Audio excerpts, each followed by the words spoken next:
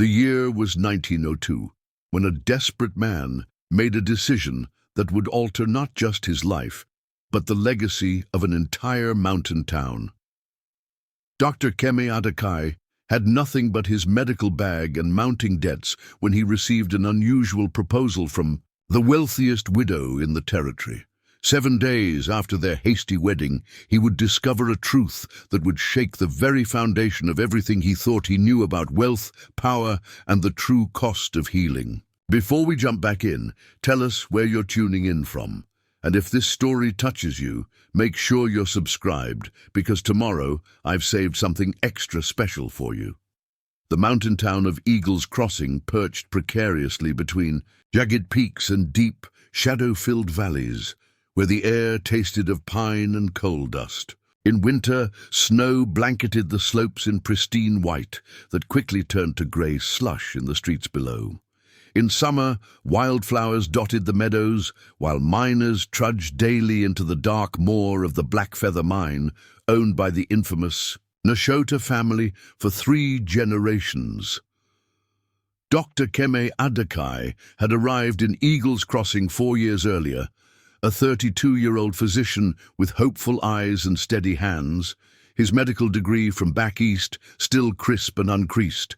He'd come seeking purpose in this frontier town where medical care was scarce and needs were many. His grandfather, a respected Navajo healer, had taught him that medicine was not just science, but sacred duty, a lesson that medical school had tried to drill out of him, but which Kemi held close to his heart even now.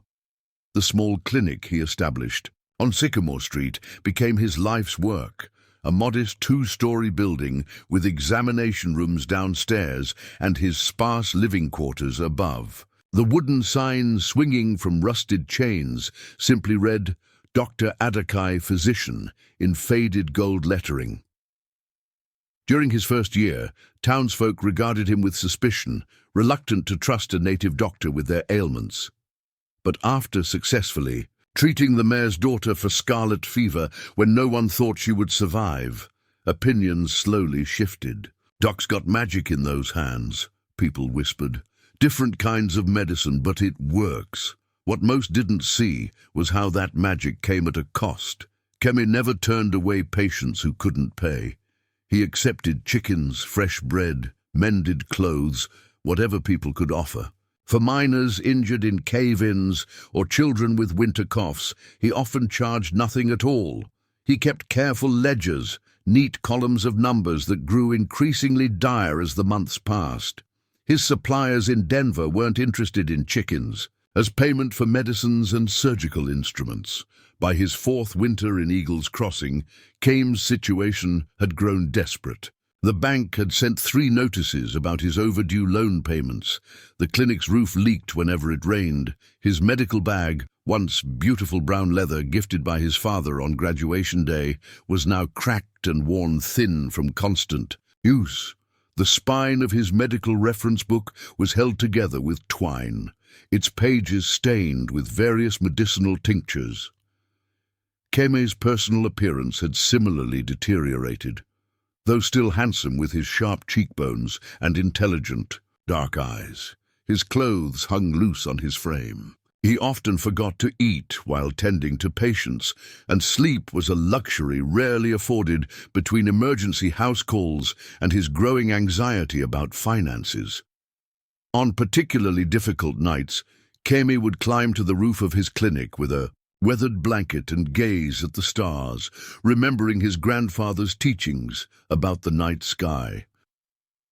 "The constellations tell stories," the old man had said, "but they also remind us how small our troubles are in the vastness of creation." Yet the vastness offered little comfort when creditors came knocking. One such evening, after fixing the broken arm of a young miner who couldn't pay, Kemi sat at his desk reviewing his accounts by lamplight. The numbers blurred before his eyes as a familiar headache took hold. The clinic needed $500 by month's end, or he'd lose everything. No matter how he calculated, the math remained stubbornly unchanged. He'd already sold his pocket watch and his mother's silver hairbrush. There was nothing left. In frustration, he swept the ledger from his desk, sending papers fluttering to the floor. As he bent to gather them, his fingers closed around an envelope he hadn't noticed before. It must have been slipped under his door while he was tending to the miner. The paper was thick, expensive, the kind used by people who had never worried about the cost of stationery. His name was written in elegant script across the front, the ink a deep purple that appeared almost black in the dim light. Inside was a single sheet of paper, the same heavy quality as the envelope. The message was brief but startling. Dr. Adakai, your presence is requested at Raven Hill Estate tomorrow at precisely 2 o'clock. A matter of great importance awaits your attention. Discretion is expected. Sincerely, Tallulah Nashota Keme stared at the note, reading it 3 times before its implication fully registered. Tallulah Nashota, the reclusive widow of Elias Nashota, who had owned everything of value in Eagle's Crossing until his death 5 years ago. The Nashotas rarely interacted with townsfolk except through intermediaries and managers. Their estate, Raven Hill, loomed on the mountainside above town like a stone sentinel, visible from everywhere, yet seemingly untouchable. Rumors about Tallulah abounded. Some said she was half mad with grief after Elias's death. Others claimed she was calculating and cold, running the mining operation with ruthless efficiency from behind closed doors. No one had seen her in town for years. The only people who entered Raven Hill were servants and business associates, all tight-lipped about its mistress. What could she possibly want with him? Kemi wondered if perhaps she was ill. The Nashota family had always employed a private physician from Denver who visited monthly. If she was calling on him, the situation must be unusual indeed. Sleep eluded him that night as speculation filled his mind. By morning, dark circles shadowed his eyes, but curiosity and necessity propelled him forward. He spent an hour pressing his only decent shirt, mending a small tear in his coat sleeve, and polishing his scuffed boots until they gleamed. His reflection in the cracked mirror revealed a man trying desperately to appear more prosperous than he was. The journey to Raven Hill took nearly an hour on foot, the steep path winding through pine forests and around jutting rocks. As Keme climbed higher, the air grew colder and sharper in his lungs. The forest eventually gave way to immaculately landscaped grounds surrounding a mansion built from local granite and imported marble. Even in the winter light, the windows gleamed like eyes watching his approach. At precisely 2 o'clock, Kem stood before massive oak doors adorned with intricate carvings of ravens in flight. Before he could knock, the door swung open silently. A tall man in impeccable livery stood in the entryway, his face impassive. "Dr. Adakai," he said, "not a question, but a confirmation. Please follow me. Mrs. Nashota is waiting in the east parlor." The interior of Raven Hill eclipsed anything Kemi had ever seen. The entrance hall soared 2 stories high, dominated by a crystal chandelier that cast rainbow prisms across marble floors. Oil paintings of stern-faced men, the Nashota patriarchs, presumably, lined the walls, their eyes seeming to track his movements. A grand staircase swept upward like a frozen waterfall, its banister gleaming mahogany. The butler led him through corridors draped in silk wallpaper and carpets so thick his footsteps made no sound. They passed rooms filled with furniture that likely cost more than his entire clinic, libraries with leather-bound books, sitting rooms with velvet settees, a music room where a grand piano stood silent and expectant. Finally, they reached a set of double doors. The butler knocked once, then opened them without waiting for a response. "Dr. Keme Adakai, madam," he announced, then stepped aside to allow Keme entry. The east parlor was flooded with afternoon light from floor-to-ceiling windows overlooking the valley below. Eagle's Crossing looked like a toy town from this height, smoke rising from chimneys in straight lines before dispersing into the winter sky. In the distance, the entrance to the Blackfeather mine was visible as a dark smudge against the mountainside. Near the window sat a woman in a high-backed chair, her posture impeccable despite her advanced years. Tallulah Nashota was not what Kemi had expected. Instead of a frail widow withered by time, she radiated a formidable presence. Her silver hair was arranged in an elegant knot at the nape of her neck. Her dress, deep burgundy with black trim, spoke of wealth worn with casual confidence. She wore no jewelry except for a single pendant, a piece of polished black stone suspended from a silver chain. Most striking were her eyes, coal-dark and sharp as obsidian arrowheads. They assessed him without warmth or welcome, merely taking his measure as one might examine an unknown specimen. "Dr. Adakai," she said, her voice surprisingly melodic for a woman rumored to be approaching 70. "Prompt. Good. I detest tardiness." Kemi removed his hat, suddenly aware of every imperfection in his appearance. "Mrs. Nashota, thank you for your invitation. How may I be of service?" She gestured to a chair opposite hers. A tea service sat on the table between them, steam rising. From a porcelain pot painted with mountain scenes, "Sit tea." Without waiting for his response, she poured, her movements precise and economical, nothing wasted, not even motion. She handed him a cup so delicate he feared it might shatter in his calloused hands. "I'll come directly to the point, Doctor. I've been observing your work in town. You treat miners with the same care you show to merchants' wives. Your skills are considerable, your compassion excessive."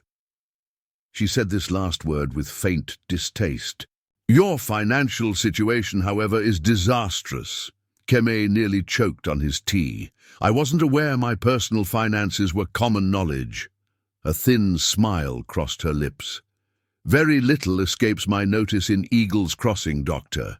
The town exists because of my husband's vision and my continued indulgence. When the bank considers foreclosing on the only physician willing to treat miners, regardless of their ability to pay, I hear of it." She set down her cup with a faint clink. "You need money. I need a husband." Silence fell between them, broken only by the ticking of a grandfather clock in the corner. Kemi stared at her, certain he had misheard. "Preparing and narrating this story took us a lot of time, so if you are enjoying it, subscribe to our channel. It means a lot to us. Now back to the story." "I beg your pardon. Is there something unclear about my statement?" Tallulah asked, one silver eyebrow arched. "It's a simple proposition. Marriage, legal, binding. You continue your work in town with all debts cleared and an allowance that will keep your clinic operational in perpetuity. I retain control of my late husband's business interests, but gain the convenience of a respectable marital status for certain upcoming negotiations." Kemi set his teacup down carefully, afraid his trembling hands might betray his shock. "Mrs. Nashota, with all due respect, this is highly unusual. We're strangers, and surely there are men of better social standing who would—" "I require 3 qualities in a husband, Doctor," she interrupted. "Intelligence, which you possess, discretion, which your patient confidentiality suggests you understand, and most importantly, no interest whatsoever in controlling my fortune." Her eyes bored into his. "Men of better social standing inevitably believe they should manage my affairs. You, I suspect, care more about saving lives than counting coins." She stood and walked to the window, her reflection superimposed on the panorama below. "I am offering you financial salvation, Dr. Adakai. In exchange, I ask for your name and occasional presence at certain functions. Our private lives remain separate. After 1 year, we revisit the arrangement. If either party wishes to dissolve it, generous terms will be provided." Kemi's mind raced. Was this some elaborate jest? A test? Yet the woman before him didn't seem given to either humor or games. Her proposal, outlandish as it was, appeared sincere. "Why me?" he asked finally.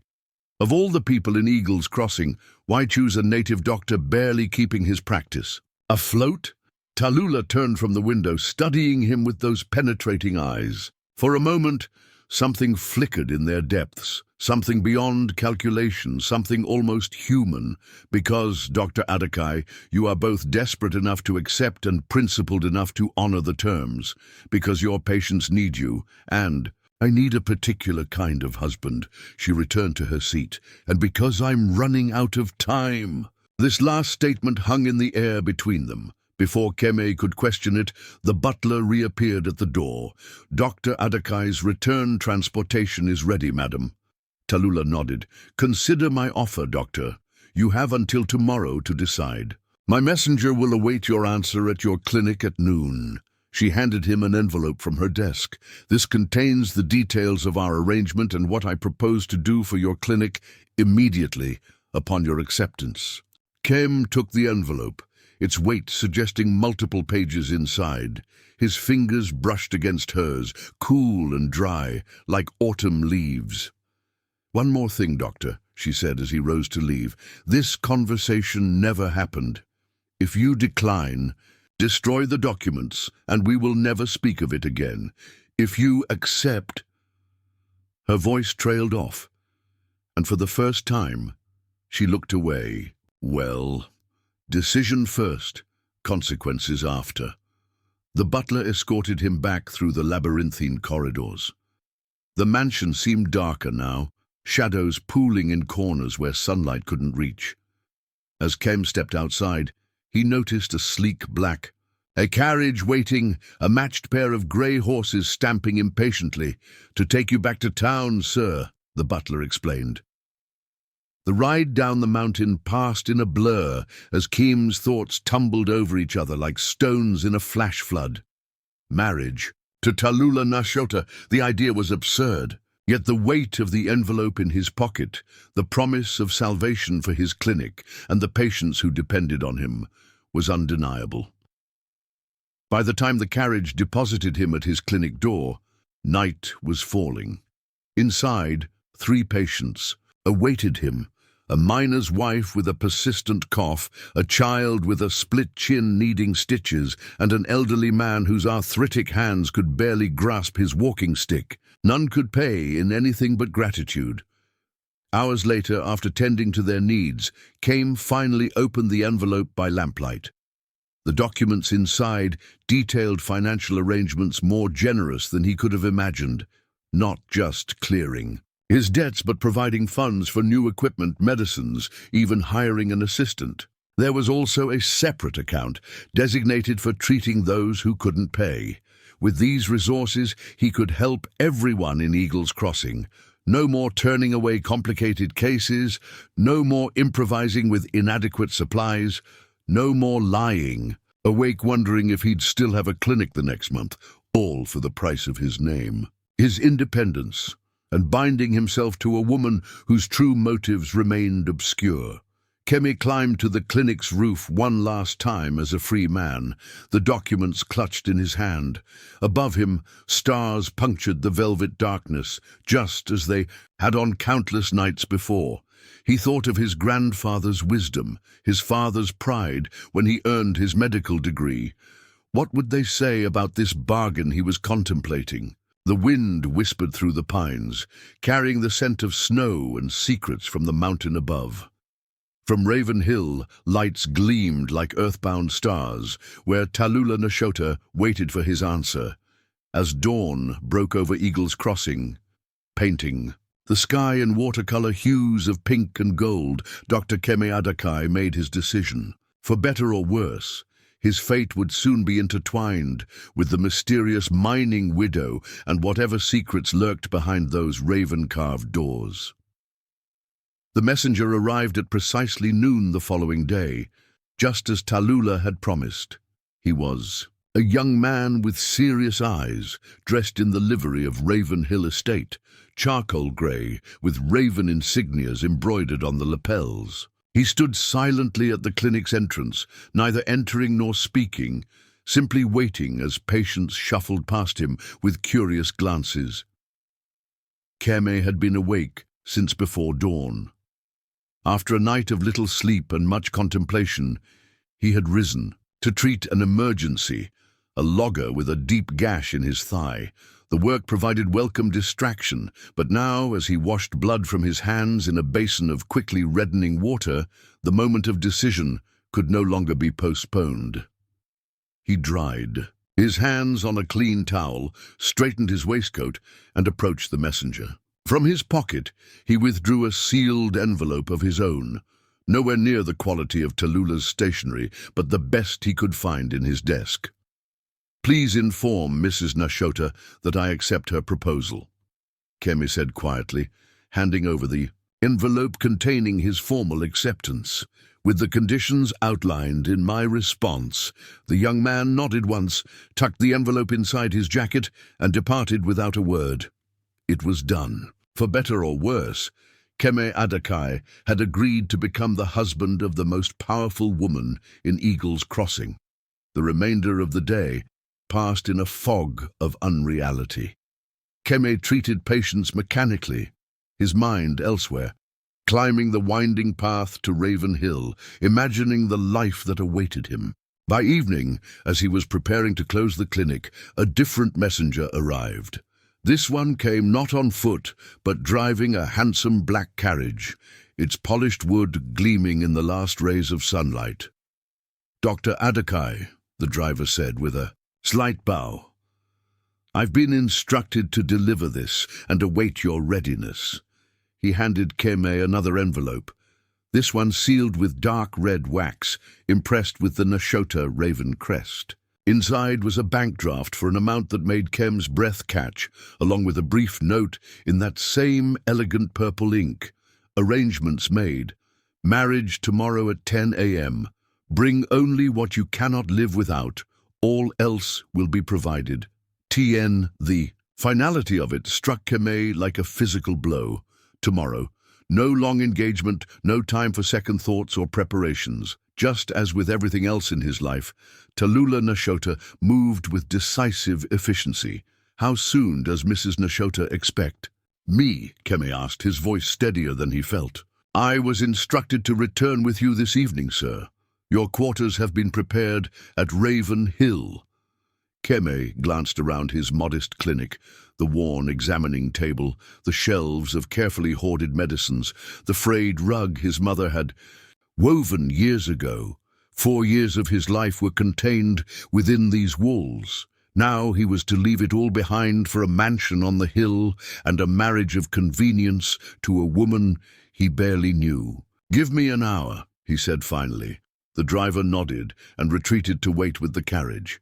Keme moved through the clinic with purpose now, selecting only what was truly irreplaceable: his medical bag and instruments, several rare reference books, a small wooden box containing personal mementos, and a medicine pouch his grandfather had given him, filled with sacred herbs and stones. Everything else, his clothes, his furniture, even most of his books, could be replaced with Tallulah's money. Before departing, he wrote notes to his regular patients explaining that the clinic would be closed temporarily but would reopen soon with expanded services. He left these with Mrs. Littlefeather next door, who had often helped with nursing duties when cases were numerous. "You look like a man walking to his own funeral," she observed, accepting the stack of notes. "Or perhaps to a very strange rebirth." Kem replied with a wry smile. The drive to Raven Hill seemed both infinitely long and far too brief. The carriage wheels crunched on the gravel path as they ascended, each turn bringing him closer to his new life. Dusk had fallen by the time they reached the mansion, and lights blazed from every window, as if the household were preparing for a grand celebration rather than a business arrangement disguised as matrimony. The butler who had escorted him the previous day met him at the entrance. "Welcome, Dr. Adakai. If you'll follow me, I'll show you to your quarters." "Will Mrs. Nashota be joining me for dinner?" Keme asked as they moved through the cavernous hallways. "The mistress dines alone in her private chambers," the butler replied without inflection. "She has arranged for your meal to be served in your rooms tonight, Tomorrow, after the ceremony, you will dine together. The suite assigned to Keme was larger than his entire clinic. A sitting room with a crackling fire opened into a bedroom dominated by a massive four-poster bed. Beyond that was a private bath with copper fixtures and heated water piped directly to a clawfoot tub. A wardrobe stood open, already filled with clothing in his size. Suits, shirts, waistcoats, all of the finest quality. How did she know my measurements? Keme wondered aloud. Mrs. Nashota is very thorough in her preparations, sir, the butler replied. Your dinner will be served in half an hour. Is there anything you require in the meantime? Kem shook his head, still trying to absorb the opulence surrounding him. After the butler departed, he explored his new domain, touching the silk bed covers, testing the softness of the Turkish carpet beneath his feet. On the writing desk lay a stack of papers. Legal documents regarding their marriage, property agreements, financial arrangements, all requiring his signature before the ceremony. The implications were staggering. According to these papers, Keme would have access to substantial funds for his clinic and personal use, but no claim whatsoever on Tallulah business holdings or primary assets. In the event of her death, he would retain only what had been specifically designated as his. The arrangement was clearly designed to prevent him from claiming any significant portion of the Nashota fortune. One document in particular caught his attention, a medical proxy giving him full authority over her healthcare decisions should she become incapacitated. This seemed at odds with the distance she otherwise maintained in their arrangement. Dinner arrived on a silver tray: roasted pheasant, potatoes with herbs, fresh bread, and a bottle of wine that probably cost more than a month's rent on his clinic. Kemeate mechanically, tasting little despite the quality of the food. His mind kept returning to the woman one floor above him, the enigmatic Tallulah Nashota, and what could possibly be driving her unusual actions. Sleep eluded him that night despite the luxurious bed. He lay awake, watching moonlight filter through lace curtains, casting patterns on the ceiling like ghostly cobwebs. What had he agreed to? What would his parents think if they were alive to see this strange turn of events? His father had always taught him that a man's word was sacred. Once given, it could not be withdrawn without grave consequences. He had given his word to Tallulah Nashota, and tomorrow he would honor it. Morning arrived with a soft knock at his door. A young woman in a maid's uniform entered carrying a breakfast tray and fresh clothing for the ceremony.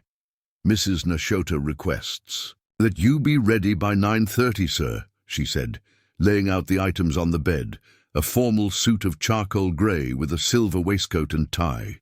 The justice of the peace will arrive at 10. Thank you, Keme replied. Then, on impulse, what's your name?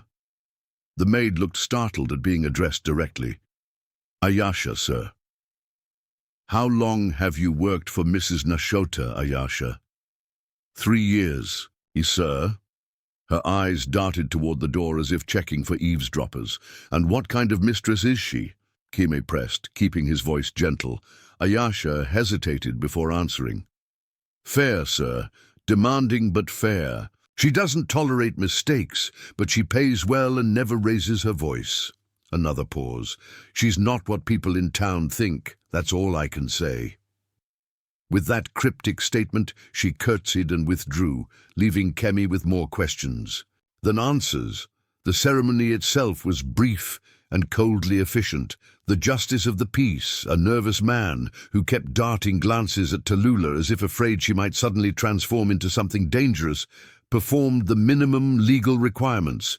In the grand drawing room, Tallulah wore a gown of deep aubergine, her silver hair arranged elegantly beneath a small hat with a veil that partially obscured her face. She spoke her vows clearly, without emotion, the words falling between them like stones. Kem, for his part, found himself strangely moved, despite the business-like nature of their union. There was something solemn and weighty about making such promises, even under these unusual circumstances. When instructed to place the ring on her finger of her simple band of platinum that had been provided for him, he did so with unexpected reverence. No kiss sealed their union. The justice of the peace pronounced them husband and wife. Tallulah signed a bank draft that made the man's eyes widen, and it was done. Keme Adakai was now legally bound to this formidable woman and her mountain empire. The staff has been informed of our arrangement, Tallulah said, as they sat opposite each other at lunch following the ceremony. It was their first meal together, served in a dining room that could have accommodated 20 guests comfortably. As far as they are concerned, we are husband and wife in the traditional sense. Their discretion is assured. Keme nodded, cutting a piece of salmon with surgical precision, and the town, what explanation shall we give for this sudden union? A whirlwind romance, Tallulah replied with a thin smile that didn't reach her eyes. The lonely widow, impressed by the dedicated young doctor's skill and compassion. We needn't elaborate beyond that. And my clinic will reopen in 3 days, fully supplied and staffed with a nurse I've engaged from Denver. You may continue your practice as before, with certain adjustments to accommodate your new status. Such as? Keem raised an eyebrow. You will reside here at Raven Hill. A carriage will take you to and from town daily.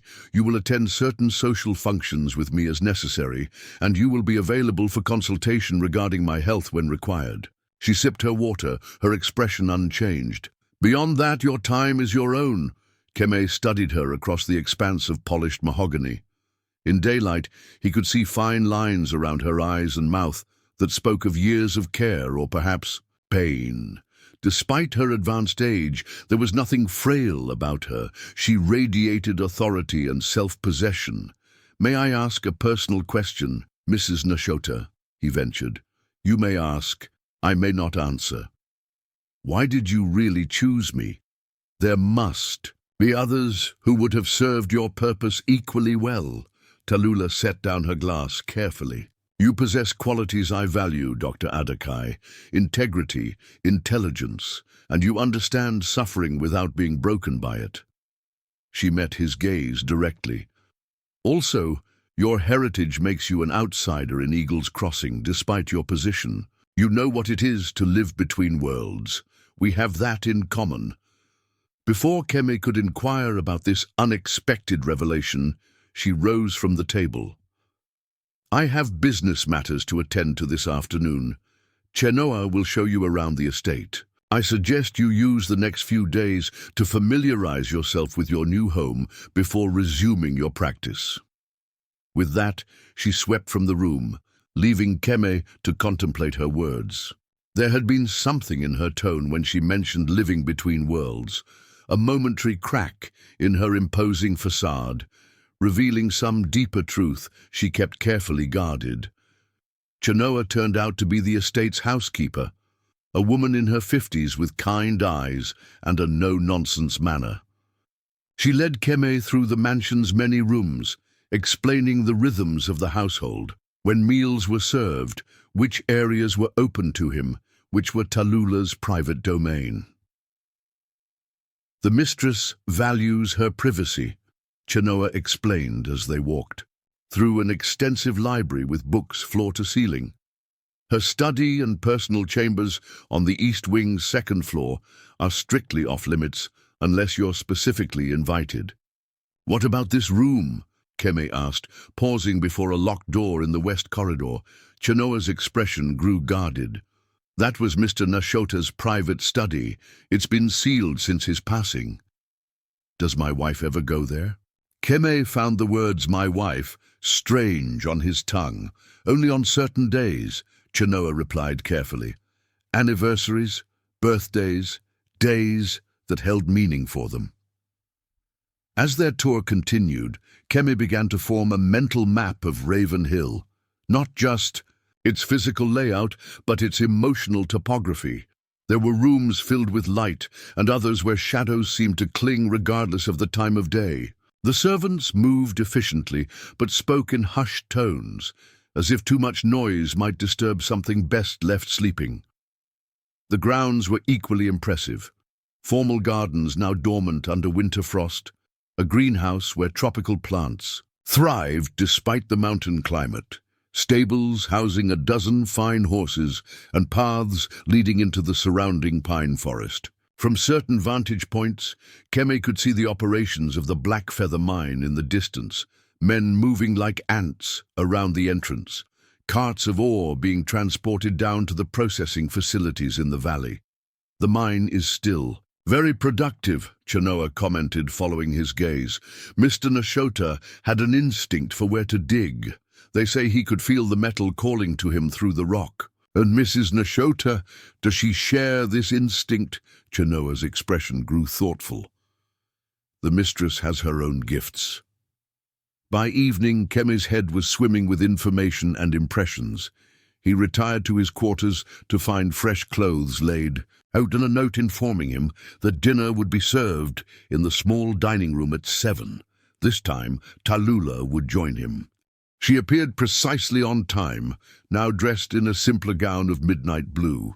A servant poured wine and served the first course before discreetly withdrawing.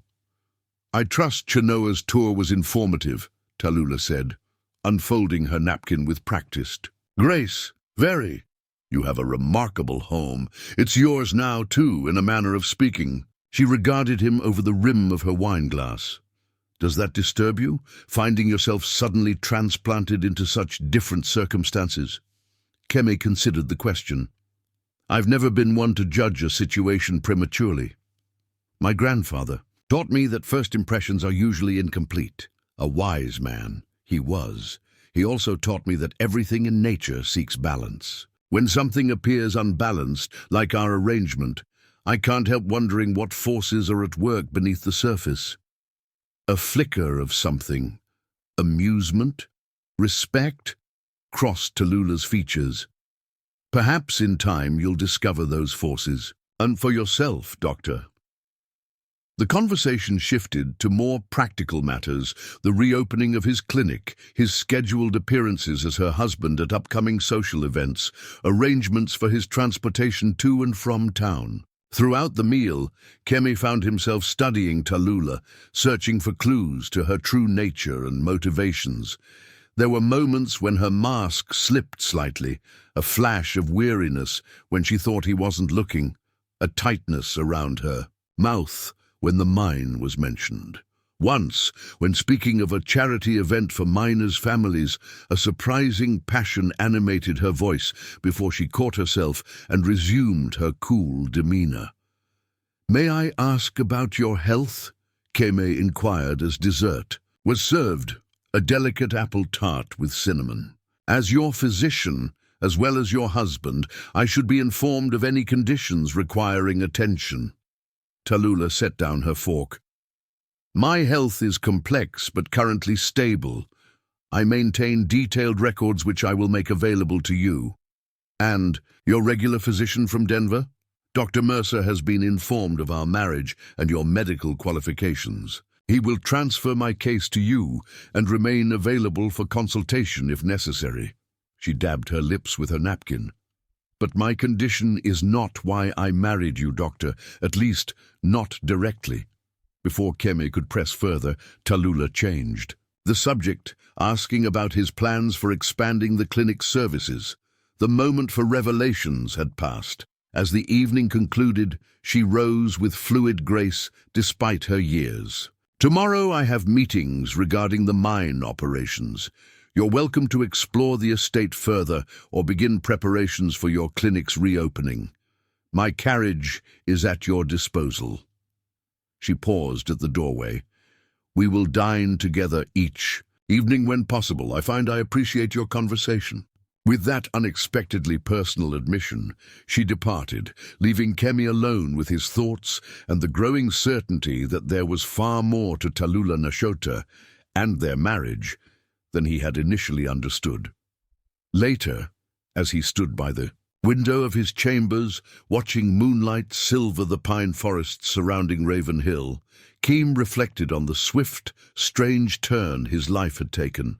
Yesterday, he'd been a struggling physician worrying about unpaid bills. Tonight, he was the husband of the wealthiest woman in the territory, sleeping in a mansion that could house 50 families comfortably. Yet despite these luxurious surroundings, he couldn't shake the feeling that he had stepped into a story already in progress, one whose beginning remained obscure and whose ending was far from certain. Somewhere in this labyrinth of wealth and privilege, secrets waited to be uncovered. And somehow, Keme Adakai, outsider, healer, now husband, was meant to play a role in their revelation. The transition from penniless physician to husband of Eagles Crossing's wealthiest resident happened with dizzying speed. 3 days after the wedding, just as Tallulah had promised, Keme's clinic reopened to a crowd of curious townsfolk. The modest building had undergone a remarkable transformation. Fresh paint outside, new equipment inside, and shelves stocked with medicines that Keme had previously only read about in medical journals. Miss Winona Kingbird, the nurse Tallulah had engaged from Denver, proved to be a competent professional with quick hands and a no-nonsense demeanor. Her arrival caused almost as much gossip as Keme's sudden marriage. "You hired an Indian nurse," whispered Mrs. Palmer, the banker's wife, as Keme examined her child's throat. She glanced nervously at Winona, who was efficiently organizing supplies across the room. "Miss Kingbird is Lakota, with formal training from Chicago," Keme replied, evenly, "and my wife selected her personally for her qualifications." The words, "my wife," still felt foreign on his tongue, a costume he was trying on rather than an identity he had grown into, but he noted with satisfaction how Mrs. Palmer's objections melted away at the mention of Tallulah Nashota's approval.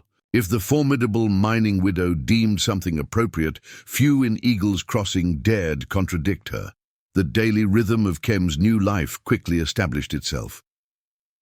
Mornings began with breakfast in his private suite at Raven Hill, often accompanied by correspondence from medical suppliers or notes from Tallulah about household matters. The Nashota carriage would deliver him to the clinic by 8 o'clock, where patients now lined up daily, drawn by curiosity about the doctor's elevated status and the clinic's improved facilities. Winona proved invaluable, managing the increased patient flow and assisting with procedures that Keme had previously struggled to perform alone. With proper equipment and medications, he could now offer treatments he'd only theorized about before. The mine workers especially benefited, their lung ailments and injuries finally receiving proper care rather than makeshift remedies. Each evening, the carriage returned him to Raven Hill in time to change for dinner with Tallulah. These meals became a curious ritual, formal yet increasingly comfortable as they discovered shared interests in literature and natural sciences. Tallulah revealed herself to be exceptionally well-read, with opinions on everything from Shakespeare to recent medical advancements. "My husband encouraged intellectual pursuits," she explained one evening, referring to the late Elias Nashota. "He believed women's minds were criminally underutilized in society." "A progressive view for a mining magnate," Keme observed. Elias was complex. Something flickered in Tallulah's eyes, a memory or emotion quickly masked. "You would have found him fascinating, I think. He had an insatiable curiosity about indigenous cultures. Your grandfather's healing traditions would have intrigued him greatly." These glimpses into her past emerged rarely, like gold flecks in a prospector's pan, brief, precious, and quickly gone. More often, their conversations centered on clinic cases or community matters. Tallulah had an uncanny knowledge of Eagles Crossing's inhabitants and their interconnected lives. "The Halverson boy isn't sickly because of weak constitution," she noted when Keem mentioned a particularly troublesome case. "His father drinks his wages, and the family often goes hungry. Arrange for food deliveries, anonymously of course. His symptoms will improve." Her assessment proved correct. confirming Kim's growing suspicion that Tallulah maintained an invisible network of information throughout the town. Nothing escaped her notice, despite her physical absence from its streets for years. 2 weeks into their arrangement, the first test of their public partnership arrived, a dinner hosting potential investors for a new processing facility near the mine. Kem found himself suddenly thrust into the role of wealthy hostess's husband, expected to engage in conversations about business and politics with men whose watch chains cost more than his former monthly income. "Just be yourself," Tallulah advised. As they prepared that evening, she in an elegant gown of emerald silk, he in a tailored suit that still felt borrowed, despite having been made specifically for him. These men respect intelligence and directness, even from a Navajo doctor who married above his station, Keme asked with a wry smile. Tallulah's eyes met his in the mirror as she fastened a necklace of polished gemstones. "Especially from him. You underestimate how your uniqueness serves our purposes, Doctor."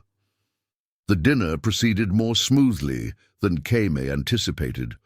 While initially regarded with barely concealed curiosity, he soon found himself engaged in substantive discussions about public health in mining communities. His first-hand experience treating miners' ailments provided insights the investors found valuable, especially when he diplomatically suggested that improved working conditions might reduce medical expenses in the long term. Throughout the evening, he observed Tallulah in her element, commanding attention without raising her voice, steering conversations with the precision of a river pilot navigating treacherous waters. She neither flaunted her wealth nor apologized for it, wearing her power as naturally as she wore the jetstones at her throat. What struck Keme most, however, was how she occasionally glanced his way during key moments of negotiation, a silent communication passing between them that he somehow understood, despite their brief acquaintance. When she mentioned his proposal for a small infirmary at the mine site itself, treating his idea as a joint venture they had developed together, Keme felt an unexpected warmth spread through him. Not quite pride, but something adjacent to it. Recognition, perhaps. Later that night, as the last guests departed, Tallulah paused on the mansion's wide porch, gazing out at the valley below, where Eagle's Crossing twinkled with lamplight. "You performed admirably," she said, her breath forming small clouds in the crisp night air. "The Henderson contract is practically secured." "Happy to be of service," Kem replied, standing beside her. "Though I confess most of my medical training didn't cover dinner conversation with mining investors." Her lips curved slightly, the closest thing to a true smile he had yet seen from her. "Adaptation is a powerful skill, Doctor, one you possess in abundance." They stood in companionable silence for a moment, the mountain night enveloping them in its vastness. Keme was struck by how comfortable this silence felt, neither awkward nor pressured, simply two people sharing space after a long evening. "May I ask you something personal?" he ventured. Tallulah turned to face him, her expression guarded once more. "You may ask.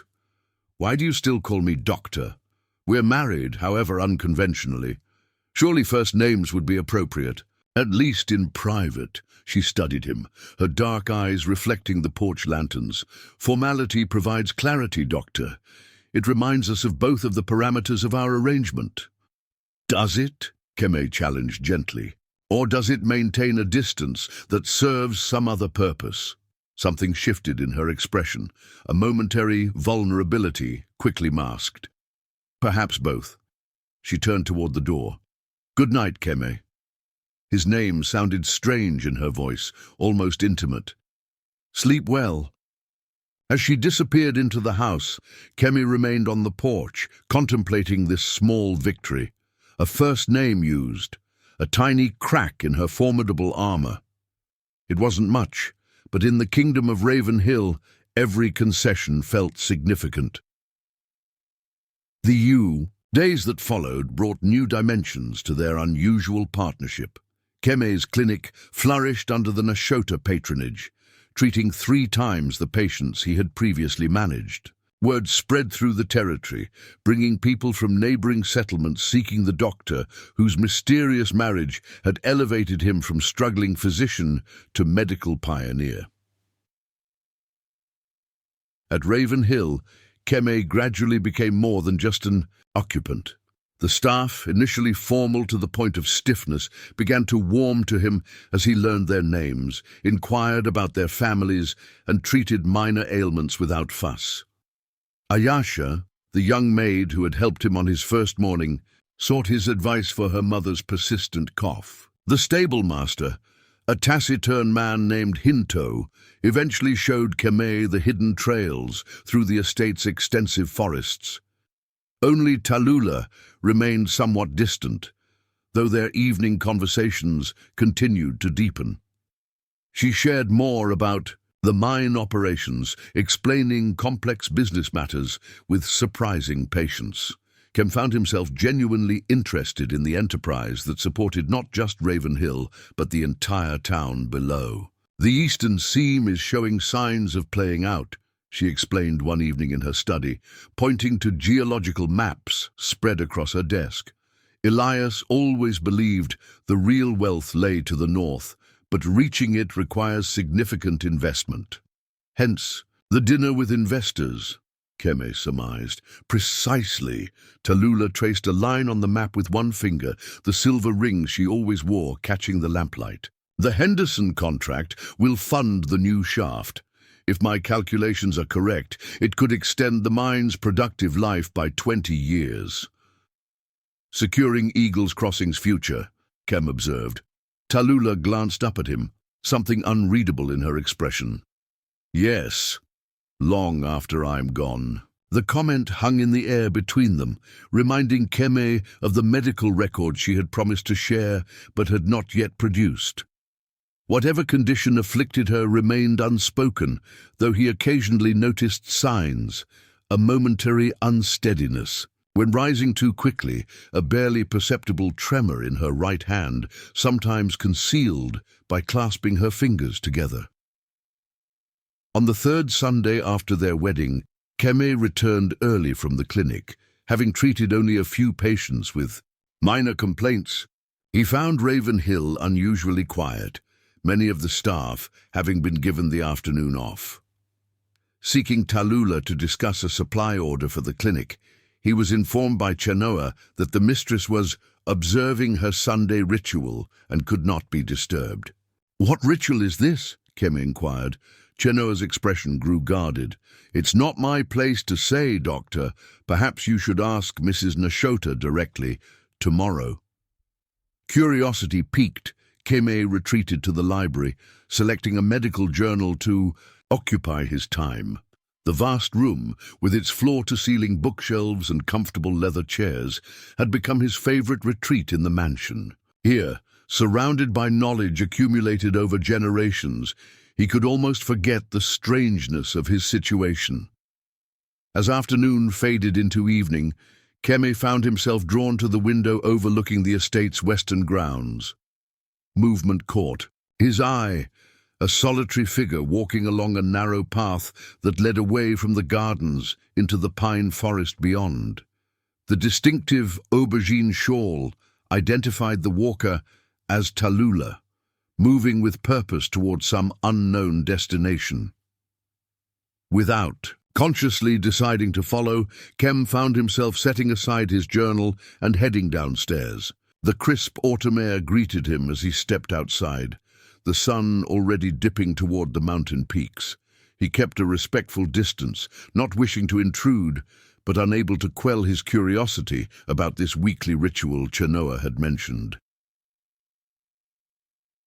The path wound through tall pines, their scent sharp and clean in the cooling air. After about 15 minutes' walk, the trees opened into a small clearing. At its center stood a structure Keme hadn't seen during his previous explorations of the grounds. A stone cottage, small but beautifully crafted, with a slate roof and climbing roses now dormant for the season. Tallulah approached the cottage door, removing a key from her pocket. Before entering, she paused, her head turning slightly as if sensing his presence. Keme stepped back into the shadow of the trees, suddenly ashamed of his intrusion on what was clearly a private moment. He watched as she disappeared inside, the doctor closing firmly behind her. Respecting her privacy, Keme returned to the main house, though questions multiplied in his mind. What purpose did this hidden cottage serve? Why did Tallulah visit it weekly with such ritualistic regularity, and why did it inspire such reticence among the staff when mentioned? At dinner that evening, Tallulah appeared dressed as always in her informal dining attire, showing no sign of her afternoon excursion. Their conversation followed familiar patterns: clinic matters, business developments, literary discussions. But beneath the normalcy, Keme sensed a subtle shift.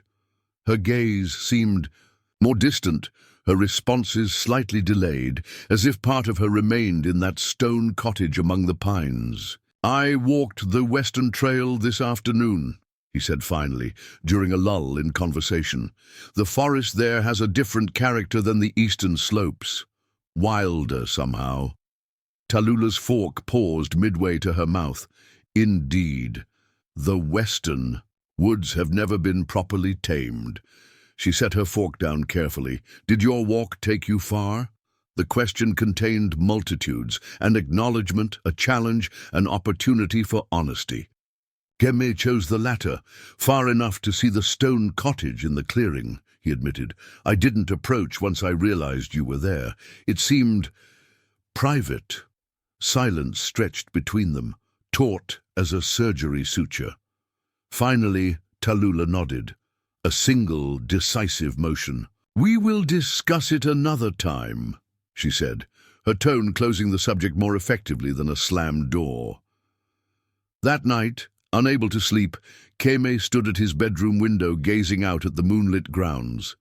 The western forest was a dark mass. Against the night sky, its secrets held close. Somewhere in its depths stood the cottage, and within it, he suspected, lay answers to the riddle of Tallulah Nashota. The following day brought an unexpected development. Keme returned from the clinic to find a leather portfolio placed on his desk, tied with a black ribbon. A note in Tallulah's distinctive handwriting lay atop it. "These are the medical records I promised. Review them thoroughly. Questions tomorrow. Evening, we dine at 7 as usual. To TN." Inside the portfolio, Keme found detailed documentation spanning nearly 15 years. Examinations, test results, treatment regimens, progression notes. All pertained to a condition he recognized immediately: Parkinson's disease, detected early but advancing steadily despite various interventions. The most recent assessment, dated just 2 months prior, indicated progression to stage 3 with increasing tremors, rigidity, and occasional cognitive impacts. The records painted a clear picture of a brilliant mind trapped in a gradually failing body, and a woman determined to manage her decline with the same precision she applied to business matters. Notes from Dr. Mercer, her previous physician, described her as an exceptional patient, informed, compliant with treatment, yet realistic about prognosis. One notation particularly caught Keme's attention. Patient expresses concern about maintaining control of business interests as condition progresses, seeking legal and personal solutions to ensure continuity of operations without family interference. Family interference. The phrase echoed in Keme's mind as he organized the records chronologically. Tallulah had never mentioned family beyond her late husband. Were there relatives with claims on the Nashota fortune, relatives she sought to circumvent through her marriage to Keme? At dinner that evening, Keme found Tallulah already seated, her posture more rigid than usual, hands folded carefully on the tablecloth to conceal any tremor. The portfolio sat on a side table, a silent third presence at their meal. "You've reviewed the records," she said. "Not a question." "Yes." Dr. Mercer's notes are thorough. The progression is consistent with typical patterns, though you've responded well to the medication regimen. Tallulah nodded. And your assessment? Without a full examination, I can only speculate based on the documentation. But it appears you're managing the symptoms effectively for now. Kami hesitated. May I ask why you've chosen to share this information at this particular time? Because knowledge is power, Doctor. And in our arrangement, balanced power serves us both. She reached for her wine glass with deliberate control. I require a physician who understands my condition intimately, and a husband who comprehends why certain arrangements have been made. The medical proxy, Kame said, understanding Dawn. Among other things. Tallulah sipped her wine, her gaze direct and unflinching. Parkinson's is a progressive condition. While my mind remains clear, I must establish structures that protect what matters most. The mine, Kami suggested, not just the mine. Something flashed in her eyes, frustration perhaps at his failure to grasp some essential point. There are those who would dismantle everything Elias and I built, given the opportunity. Your presence prevents that legally and practically. These people who threaten your legacy, who are they? Kemi pressed gently. Tallulah's expression closed like a shuttered window. That is a conversation for another time. For now, I require your medical opinion on adjusting my treatment regimen. Dr. Mercer's last prescription seems less effective than previous formulations. The shift in conversation was deliberate and absolute. Keme recognized when a door had been firmly closed, at least temporarily. For the remainder of the evening, they discussed medication options, potential side effects, and monitoring protocols. Their interaction once again that of physician and patient rather than husband and wife. Later, as Keme prepared for bed, Aid knock sounded at his door. He opened it to find Ayasha standing there, something clutched in her hands. Mrs. Nashota asked me to deliver this, she said softly, extending what appeared to be a small leather-bound book. She said it might help you understand. The book was old, its cover worn smooth by years of handling. No title marked its spine or cover. Keme thanked Ayasha, who departed quickly, her expression suggesting that delivering this item made her nervous, alone. Keme opened the book to discover not printed pages, but handwritten entries, a journal or diary. The ink faded on earlier pages, more vibrant in later sections. The handwriting was not Tallulah's elegant script, but a bolder, more angular hand. The first page bore only a simple inscription, "Property of Elias Nashota." Private Keme closed the book quickly, struck by the intimacy of what he'd been given. His predecessor's private thoughts, offered now as some kind of explanation or evidence. The gesture suggested a level of trust he hadn't expected from Tallulah, yet also felt like a test of his character. Setting the journal aside, Keme moved to his window, now a habitual vantage point for contemplation.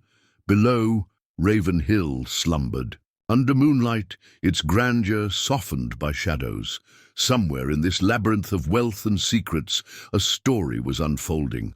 One that had begun long before his arrival and would continue beyond whatever role he had been cast to play. As a physician, he now understood Tallulah's physical frailty. As a husband in name, he recognized his place in her legal strategy. But as a man standing at the intersection of these realities, Keme sensed deeper currents running beneath the surface of their arrangement. Currents connected somehow to that. Stone cottage in the western woods, and the journal that now lay waiting on his bedside table. Tomorrow, he will begin reading Elias Nashota's private thoughts. Tomorrow, perhaps, the true nature of his strange marriage would begin to reveal itself. Morning light filtered through the curtains as Keme turned to another page of Elias Nashota's journal. He had been reading since dawn, unable to put the weathered book aside once he'd begun. Sleep had come fitfully the night before, his mind too occupied with questions about Tallulah's motives for sharing this intensely personal document. The journal entries began 15 years earlier, chronicling the thoughts of a man whose vision extended far beyond the immediate wealth of his mining operation. Elias Nashota, as revealed through his private writings, was not the ruthless industrialist of town gossip, but a complex individual with progressive ideas and genuine concern for Eagles Crossing's long-term sustainability. September 12, 1887. Our tests confirm what I've suspected. The northern seam contains not just silver, but rare minerals with properties science has barely begun to understand. Tallulah suggests caution. Some treasures, she says, are best left buried until the world is ready for them. As always, her wisdom tempers my enthusiasm. We've sealed the test shaft for now. The main operation continues to produce enough to maintain our position without revealing our true discovery. Kemi paused, rereading the passage. What minerals had they discovered? And why keep such findings secret when they could potentially increase the mine's value? He continued reading, finding scattered references to the Northern Discovery throughout subsequent entries, though Elias never specified exactly what they had found. More illuminating were the entries about Tallulah herself, revealing dimensions to her character that Kemi had only glimpsed in their interactions. March 3rd, 1888. 20 years married today. While others see only the formidable Mrs. Nashota, I am privileged to know the woman beneath the public persona. Her intelligence continues to astonish me. The geological analysis she completed without formal training rivals anything from our so-called experts. If she had been born male, she might have run the entire mining industry by now. Instead, she must operate through me, a limitation that frustrates us both at times. June 17, 1889. Tallulah's headaches have returned. She dismisses them as nothing, but I've noticed the tremor in her right hand beginning again. Dr. Hayes suggests it might be more than exhaustion, possibly early signs of a nervous disorder. She refuses to acknowledge it, throwing herself into the new community school project instead. Her stubbornness both infuriates and endears. The entries continued, documenting the growing partnership between husband and wife, their shared vision for the mine and town, and eventually the progression of Tallulah's symptoms as doctors finally diagnosed her condition. Elias recorded each development with scientific precision and personal anguish, tracking medications, treatments, and specialists consulted. Then, in entries dated about 7 years ago, a new element entered the narrative. References to someone named Aponi. November 8, 1895. The situation with Aponi grows more complex. Tallulah insists she receive the best education possible, regardless of cost or conventional expectations. I've arranged the cottage renovations as requested. It will provide the privacy they both require, especially as Tallulah wishes to keep these arrangements from becoming public knowledge. Eagles Crossing remains disappointingly narrow-minded about certain matters. Kemi frowned, trying to place this name within what he knew of the Nashota household. Aponi, a female name, suggesting perhaps a relative or ward taken in by the couple. But why the secrecy? And what connection might this person have to the stone cottage he had discovered? The final entries grew increasingly concerned with Elias's health rather than Tallulah's, documenting his awareness of a heart condition that, his doctors warned, could prove fatal without significant lifestyle changes. February 4th, 1897, another episode today. The pain radiating down my left arm cannot be dismissed any longer. Tallulah found me in the study and insisted on summoning Dr. Hayes. The diagnosis remains unchanged. My heart is failing. Hayes recommends closing the mine operations and retiring to a warmer climate. Impossible. Too much remains unfinished. Too many plans still requiring implementation. Tallulah and a pony need me to secure everything while I still can. The journal's final entry, dated just weeks before Elias's reported death, sent a chill through Kemi. April 22nd, 1897. The arrangements are complete. Legal documents prepared, accounts secured, contingencies established. Tallulah protests, of course, insisting I have years yet, perhaps, but I've seen the reports Hayes wouldn't show her. Months at best, weeks more likely. My only regret is leaving her to face what's coming alone. Kimama will never cease his attempts to control what we've built. Only Tallulah's strength stands between him and everything we've worked for, including a pony's future. I've instructed Chenoa to maintain the cottage and its secrets after I'm gone. Tallulah will need that sanctuary, more than ever. The journal ended there, leaving Kemi with more questions than answers. Who was Kimama, clearly viewed as a threat? What was the special significance of the cottage? And most intriguingly, who was a pony mentioned with such concern in Elias's final thoughts? A soft knock interrupted his contemplation. Chenoa stood at the door, her expression carefully neutral. Mrs. Nashota requests your presence in her study, Doctor. At your convenience. The phrase, "at your convenience" in Ravenhill parlance typically meant immediately.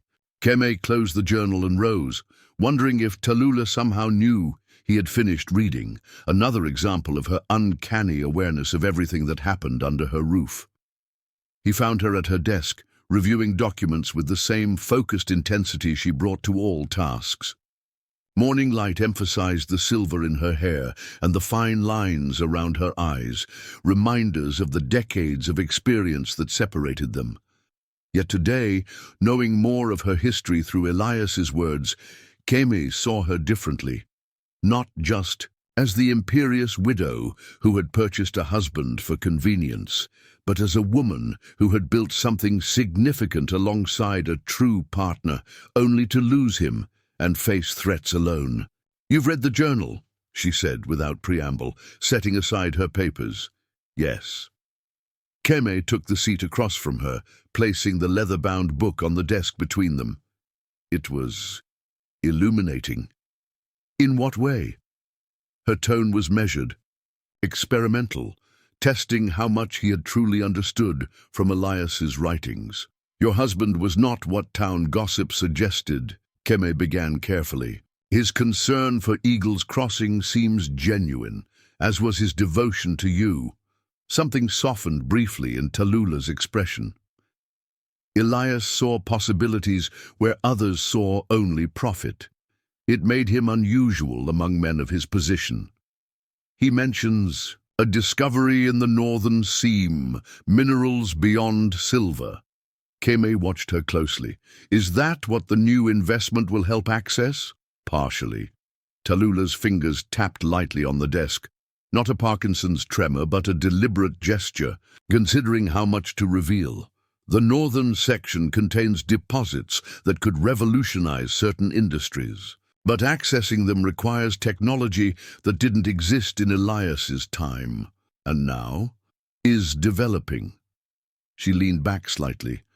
"The Henderson contract includes partnerships with engineering firms working on new extraction methods. If successful, Eagle's Crossing will remain viable for generations, not merely decades." Kemi nodded, absorbing this information while working toward the questions that most intrigued him. Elias also mentioned someone named a pony and another person, Kimama, who posed some kind of threat. The temperature in the room seemed to drop several degrees. Tallulah's expression closed entirely, her hands now perfectly still on the desktop. "You read thoroughly," she observed after a moment. "More thoroughly than I anticipated." "Who are they?" Kemi pressed gently.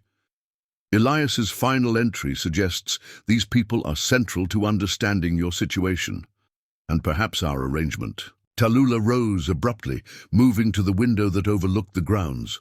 For nearly a minute she stood in silence, gazing outward while Kemi waited patiently. When she finally spoke, her voice carried an edge he hadn't heard before.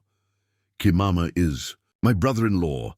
Elias's younger brother, a man consumed by entitlement and resentment. She turned to face Keme, her posture rigid. He believes the Nashota mining empire should have been his to control, that Elias was unduly influenced by his foreign wife.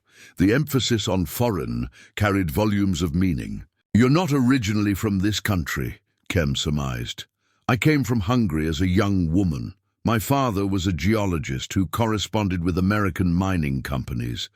When he died unexpectedly, I used his research to secure a position as a consultant with Nashota Mining." A ghost of a smile touched her lips. "Elias was the only one who took my assessment seriously. 6 months later we married, to the horror of his family, especially Kimama. He never accepted me, called our marriage a mistake, a foreign scheme to steal his birthright." Her voice remained steady, but anger flashed in her eyes. When Elias fell ill, Kimama began legal maneuvers to challenge the company's succession plans. He has powerful friends in the territorial government. Money in the right pockets ensures sympathetic judges. "And this is where our marriage serves your purposes," Keme concluded. "A respectable local professional as husband strengthens your position legally. It removes certain vulnerabilities in my situation." "Yes." Tallulah returned to her desk, her movements measured and precise. "Kimama has attempted to portray me as an ailing widow of questionable competence, possibly influenced by foreign interests.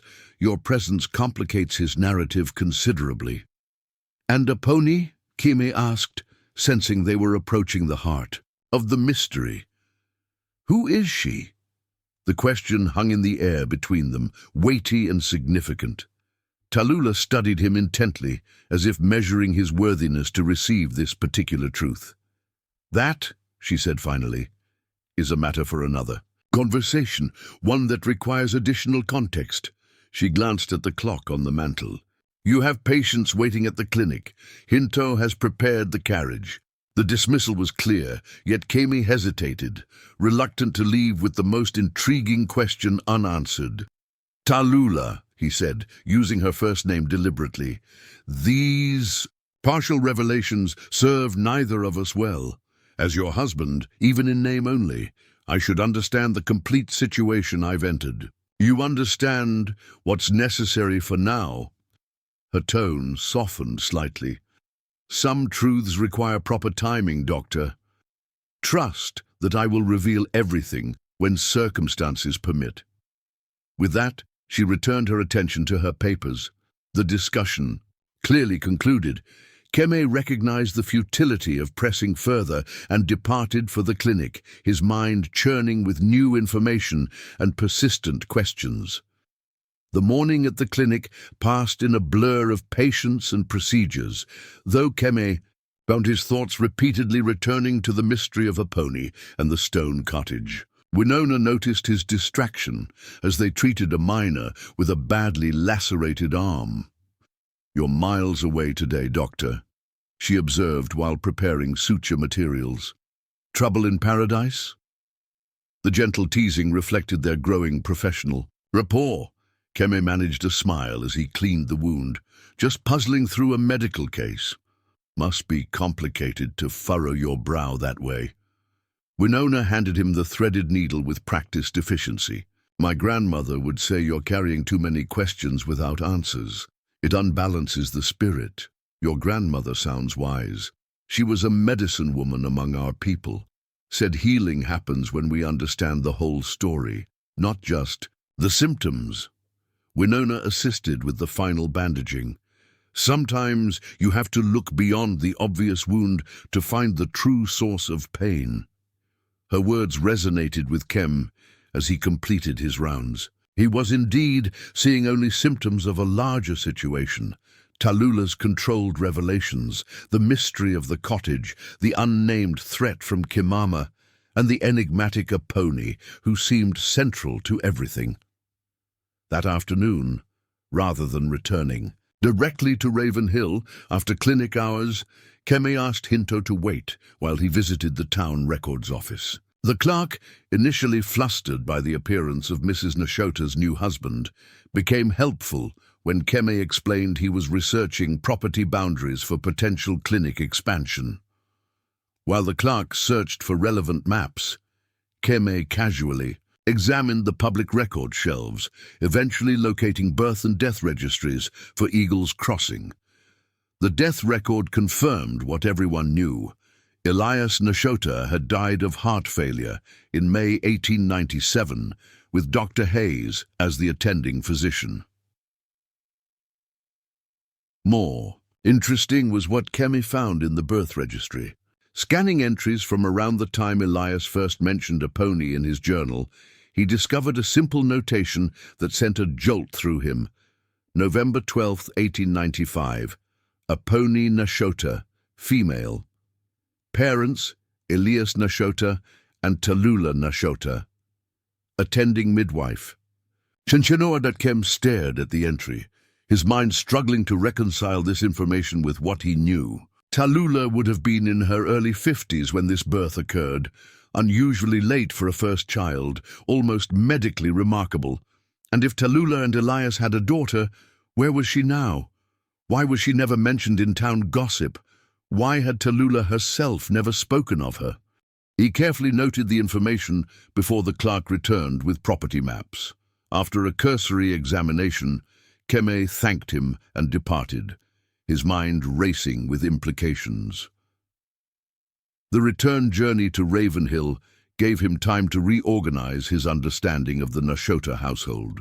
If the pony was indeed Tallulah and Elias's daughter, now approximately 7 years old, her absence from the main house was peculiar. The cottage in the woods, was that where the child lived? And if so, why such secrecy surrounding her existence? Upon arrival at Ravenhill, Keme sought out Chenoa, finding her supervising the preparation of evening meals in the kitchen. He waited until she stepped away from the staff before approaching. "Chenoa," he began carefully, "as Mrs. Nashota's physician, I'm reviewing family medical history. I've noticed some gaps in my information." The housekeeper's expression remained neutral, though her eyes betrayed wariness. "How may I assist, doctor? I understand you attended the birth of a pony Nashota." He kept his voice low, aware of servants working nearby. "As a medical professional, I'm curious about any hereditary conditions I should be monitoring." Chenoa's posture stiffened slightly. "I believe such questions should be directed to the mistress, doctor." "I've tried.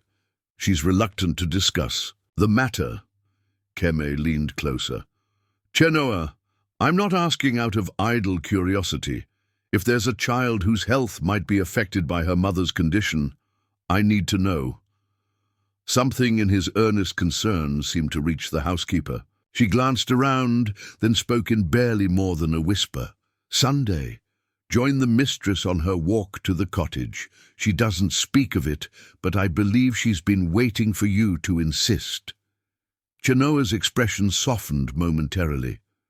A pony should meet her mother's husband, regardless of the circumstances.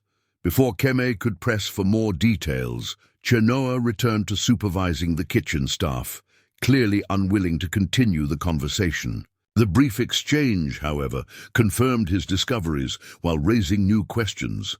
Why would Tallulah need to wait for him to insist on meeting her own daughter? That evening, dinner proceeded with unusual tension. Tallulah seemed distracted, her gaze frequently drifting to the windows where darkness had fallen, obscuring the view of the western woods. Their conversation remained superficial. Clinic matters, weather observations, a brief discussion of new medical journals Tallulah had ordered from Denver. Finally, as dessert was served, Keme decided directness was required. "I'd like to accompany you on your Sunday walk," he said simply. Tallulah's spoon paused midway to her mouth. She set it down carefully beside her untouched dessert. "You've been investigating," she observed, no question in her tone. "I visited the town records office today," Keme acknowledged. "Birth registries are public documents.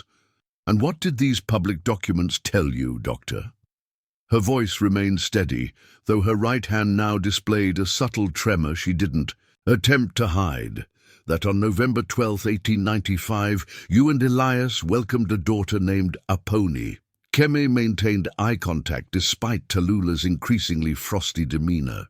A daughter who, for reasons I don't yet understand, appears to live in a cottage in the woods, rather than with her mother in this house. Silence descended, broken only by the ticking of the grandfather clock in the corner. Tallulah folded her napkin with precise movements before responding. And knowing this, you still wish to accompany me on Sunday?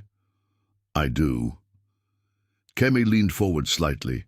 Not as your physician or your husband in name, but as someone who believes in treating the whole person, not just the symptoms. And your situation. Tallulah has symptoms that suggest complexities beyond what you've shared. Something unexpected happened then. Tallulah laughed, not loudly or freely, but a genuine sound of surprised amusement that transformed her face momentarily. Elias would have appreciated your metaphor, she said, the ghost of a smile lingering. He too believed in looking beyond surface presentations. She rose from the table with characteristic grace, despite the slight stiffness in her movements. Very well, Doctor. Sunday at 10. Dress warmly. The cottage can be cool this time of year. At the dining room doorway she paused. And prepare yourself. What you'll discover may change how you view our arrangement entirely.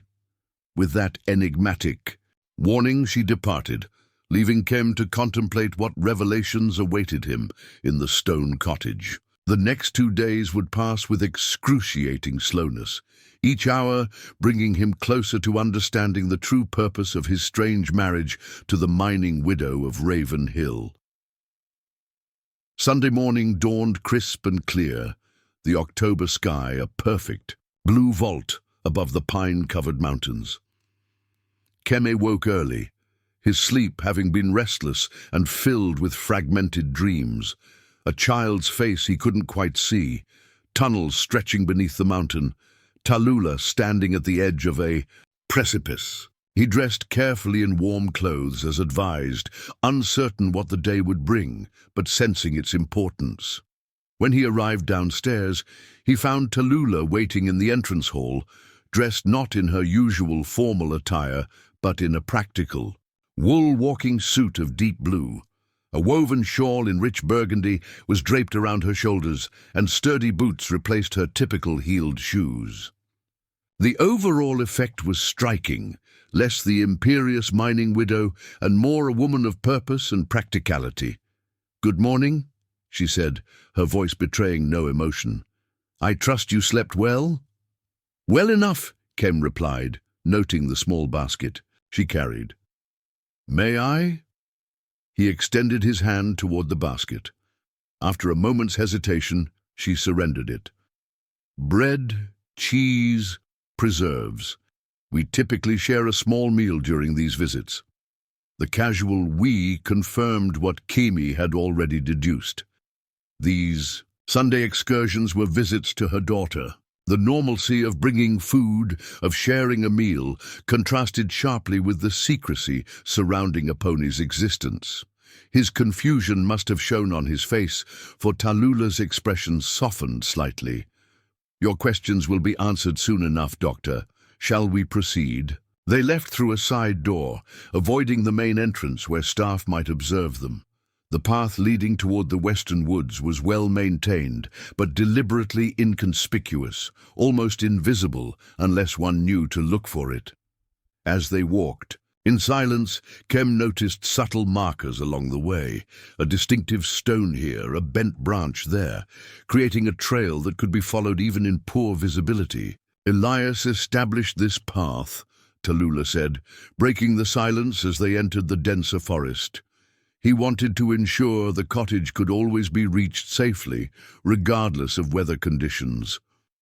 He seems to have been a man who left nothing to chance," Keme observed, "a necessity in both mining and family matters." Something in her tone suggested deeper meaning. Preparation doesn't eliminate risk, but it makes survival more likely when inevitable challenges arise. They continued in thoughtful silence until the stone cottage came into view, just as Keme had glimpsed it days earlier. In morning light, its details were more apparent: the careful stonework, the well-maintained slate roof, the small garden now prepared for winter dormancy. Smoke curled from the chimney, indicating someone was already inside. Tallulah paused at the edge of the clearing, her expression changing subtly. For the first time since their marriage, Keme saw genuine vulnerability in her features, anticipation, mingled with something that might have been anxiety.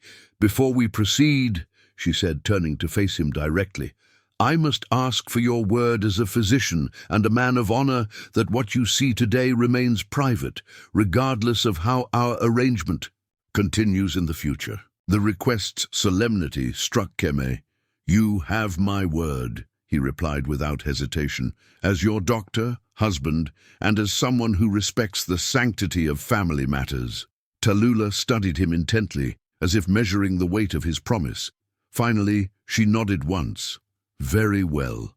Follow me." As they approached the cottage door, Keme heard something unexpected: music. The delicate notes of a piano flowed through the sturdy walls, a complex melody played with remarkable skill. Tallulah's expression softened at the sound, a genuine smile transforming her features.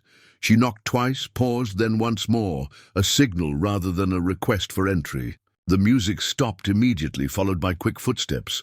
The door opened to reveal not a child as Keme had expected, but a young woman of perhaps 20 years, dressed simply in a woolen dress of forest green.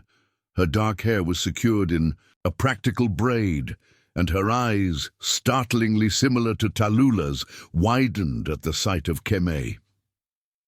"Mother," she said, her voice musical with a slight accent Keme couldn't immediately place.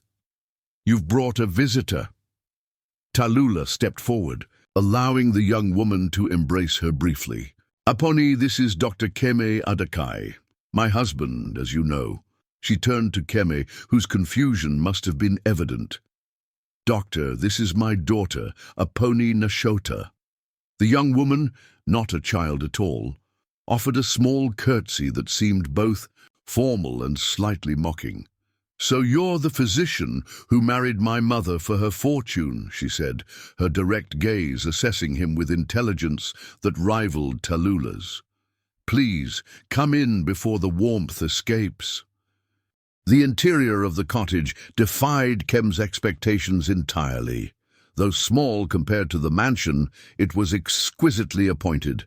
A piano occupied one corner, bookshelves lined the walls, comfortable furniture arranged around a stone fireplace where a cheerful blaze crackled. Large windows allow natural light to flood the space, and several landscape paintings of remarkable quality hung on the walls. What struck Kem most, however, was not the cottage's unexpected elegance, but its accessibility. Wider doorways, specially designed furniture, handrails discreetly installed along walls, adaptations he recognized from his medical training about accommodating physical disabilities. Understanding began to dawn as Aponi moved toward an armchair near the fire. Her gait was unusual, graceful in its own way, but marked by significant difficulty with her right leg, which moved stiffly and seemed to bear less weight than the left. As she seated herself, she arranged her dress to cover what appeared to be a specialized brace, visible beneath the fabric. "You're puzzled, Doctor," she observed, those perceptive eyes missing nothing, no doubt wondering why the birth records list me as born in 1895 when I'm clearly much older. "Aponi," Tallulah cautioned, unpacking the basket onto a small table. "He's your husband, Mother," Aponi replied, with a hint of stubbornness that reminded Keme instantly of Tallulah. "If you've brought him here, he deserves the truth. All of it." Tallulah sighed, conceding the point with a nod. She gestured for Keme to sit while she prepared a pot of tea already warmed by the fire. I was not born in 1895, Aponi began, her direct manner refreshing after weeks of Tallulah careful revelations. I was born in Hungary in 1882, the daughter of Tallulah Varga and her first husband, Ferenc Varga. Keme glanced sharply at Tallulah, who continued her tea preparations without meeting his gaze. My father was a geologist with radical political ideas, Aponi continued. When Hungarian authorities began arresting his associates, my parents fled to America. I was 3 years old. Her voice softened with memory. We had barely established ourselves in New York when my father contracted pneumonia and died, leaving my mother alone in a foreign country with a young child. Tallulah brought the tea tray to the small table, her movements precise despite the slight tremor in her hands. I had my husband's geological research, his correspondence with American mining companies, and very little else. She added quietly, survival required adaptation. Mother secured a position with Nashota Mining, Aponi picked up the narrative. She presented herself as a widow with expertise in European geological formations. Elias Nashota recognized her brilliance immediately. Within a year, they had married, and we relocated to Eagles Crossing. Keme accepted the cup Tallulah offered, trying to reconcile this new information with what he thought he knew. And yet, you live here rather than at Raven Hill, he observed, and the town records show a birth in 1895, not an arrival years earlier. That, Tallulah said, taking a seat beside her daughter, is where the complexity begins. When we arrived in Eagles Crossing, the mining community was even more provincial than it is now. A foreign woman was barely acceptable as a mine owner's wife. A foreign woman with a disabled child from a previous marriage would have been subject to endless speculation and judgment. My condition results from childhood polio, Aponi explained, gesturing toward her leg. In Hungary, I received excellent medical care. Here in the Western Territories, people tend to view disability with superstition or pity. Neither was acceptable to my mother or Elias.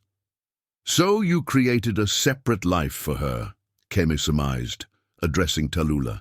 She nodded. Elias suggested a solution that would protect Aponi from unwanted attention while still providing her with everything she needed.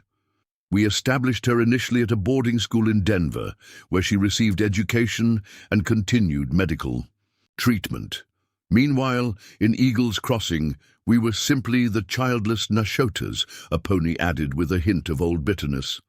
I visited rarely, always as a niece from back east, staying briefly before returning to school. As Aponi grew older and her education advanced, she desired more independence, Tallulah continued. And I wished to have her closer. Elias designed this cottage, close enough for regular visits, but separate enough to maintain the narrative we had established. When Elias became ill, he accelerated his plans, Aponi said, her expression softening at the memory. He wanted to ensure I would always have a protected place, regardless of what happened to him or mother. The birth record from 1895, Keme, said understanding dawn, a legal fiction to establish Aponi as your legitimate daughter with Elias, Tallulah nodded. With my advancing age, it stretches credibility, but money ensures many official accommodations. We needed Aponi officially recognized as Elias's heir to protect her interests against Kamama's claims. Uncle Kamama, Aponi said, the words dripping with disdain. A man who believes my mother bewitched his brother and stole his birthright. He has spent years attempting to prove she is unstable, foreign, unfit to manage the Nashota holdings. If he discovered my existence, especially the complexity of our situation, he would use it as evidence of deception and fraud. The pieces were finally falling into place for Keme. And this is why you needed a husband, he said to Tallulah.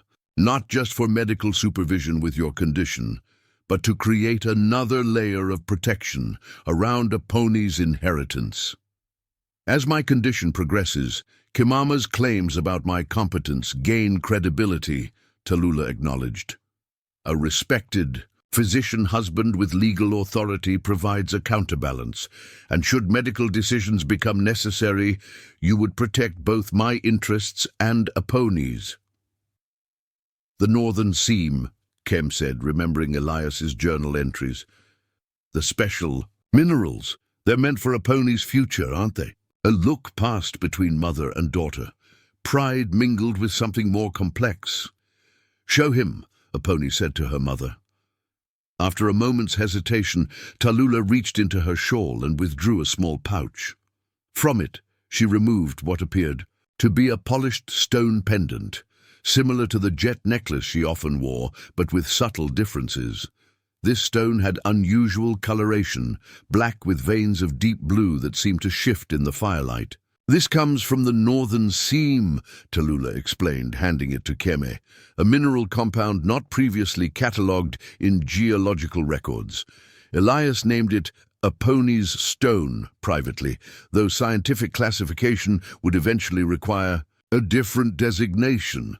The stone was surprisingly warm in Kem's palm, seemingly retaining heat beyond what could be explained by its brief contact with Tallulah's hand.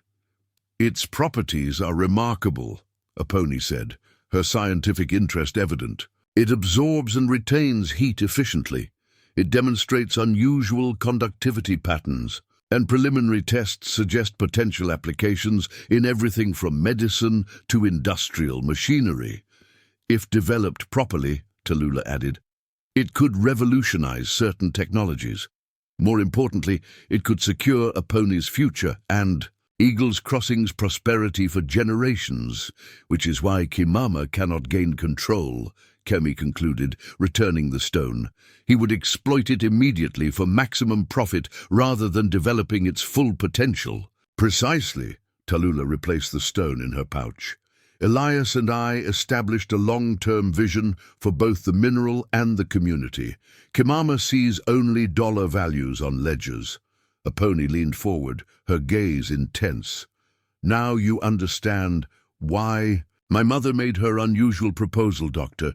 Not just her health or legal standing, but protection of something much larger, a legacy that extends beyond the Nashota name to potentially benefit many. The morning stretched into the afternoon as they shared the food Tallulah had brought. Their conversation shifted to more personal matters. Aponi's education in science and music, her ongoing correspondence with researchers at Eastern universities, her adaptation of mining engineering principles to improve her mobility devices. Kem was struck by her brilliant mind and determined spirit, clearly inherited from her mother, but expressing itself in unique ways. I design my own braces now, she explained, showing him detailed technical drawings that rivaled any medical illustrations he had studied. Conventional devices prioritize immobilization, but I've found selective flexibility actually improves function if properly supported. Your approach challenges standard orthopedic thinking, Kemi observed, genuinely impressed. Have you published your findings? A shadow crossed Aponi's features. Publishing would require using my name, which could draw attention we've carefully avoided. For now, I correspond with selected physicians under a male pseudonym. The limitations women face in scientific fields compound her already complex situation, Tallulah added with barely contained frustration. Another injustice Elias hoped would change with time. As afternoon light began to fade, Keme sensed their visit drawing to a close. Aponi played a final piece on the piano, a Hungarian folk melody that clearly held emotional significance for both women, before they prepared to depart. At the door, Aponi took Keme's hand in a surprisingly firm grip. Thank you for coming. Today, Doctor, few have been entrusted with our family's full truth. Her directness remained refreshing after weeks of careful conversations at Ravenhill. I hope this knowledge helps you understand why your role is so important to my mother. And to me, The walk back to the mansion proceeded in thoughtful silence, both Kem and Tallulah absorbed in their own reflections. The forest seemed different now. The path more significant, not just a physical connection between structures, but a link between separate realities carefully maintained for protection and survival. As they emerged from the trees with Raven Hill visible ahead, Tallulah finally spoke. "Now you understand why absolute discretion is essential, Doctor. A pony's security depends on maintaining our carefully constructed narrative." "She's remarkable," Keme said simply. "You've done an extraordinary job protecting and nurturing her. Under difficult circumstances, not just me." Tallulah's voice softened. "Elias loved her as his own from the beginning. Everything he built in his later years was with her future in mind." They paused at the edge of the formal gardens, the mansion looming before them, a symbol of wealth and power that now revealed itself as partly fortress, partly facade. "Does anyone else know?" Keme asked. "About a pony's true situation?" "Only Genoa, who attended her when she was young, and Hinto, who maintains the cottage and grounds. Their loyalty has been absolute." Tallulah turned to face him directly. "And now you." The weight of this trust settled on Keme's shoulders, not an unwelcome burden, but a responsibility he recognized as significant. "Thank you for sharing this with me," he said quietly. "It changes my understanding of our arrangement considerably. Does it change your willingness to continue?" Tallulah's question carried genuine concern beneath its practical surface. Keme considered carefully before answering. "No, if anything, it strengthens my commitment. What you and Elias built deserves protection, not just the mine or the fortune, but the future you've tried to secure for a pony and for Eagle's Crossing." Relief flickered briefly across Tallulah's features before her customary composure returned. "Then we should proceed with the next phase of our plan," she said, resuming their walk toward the house. "The Henderson contracts will be finalized next week. Once secured, we must prepare for Kimama's inevitable response." "You believe he'll challenge the arrangements directly?" "I know he will." Tallulah's expression hardened. "His lawyers have already filed inquiries about my health and decision-making capacity.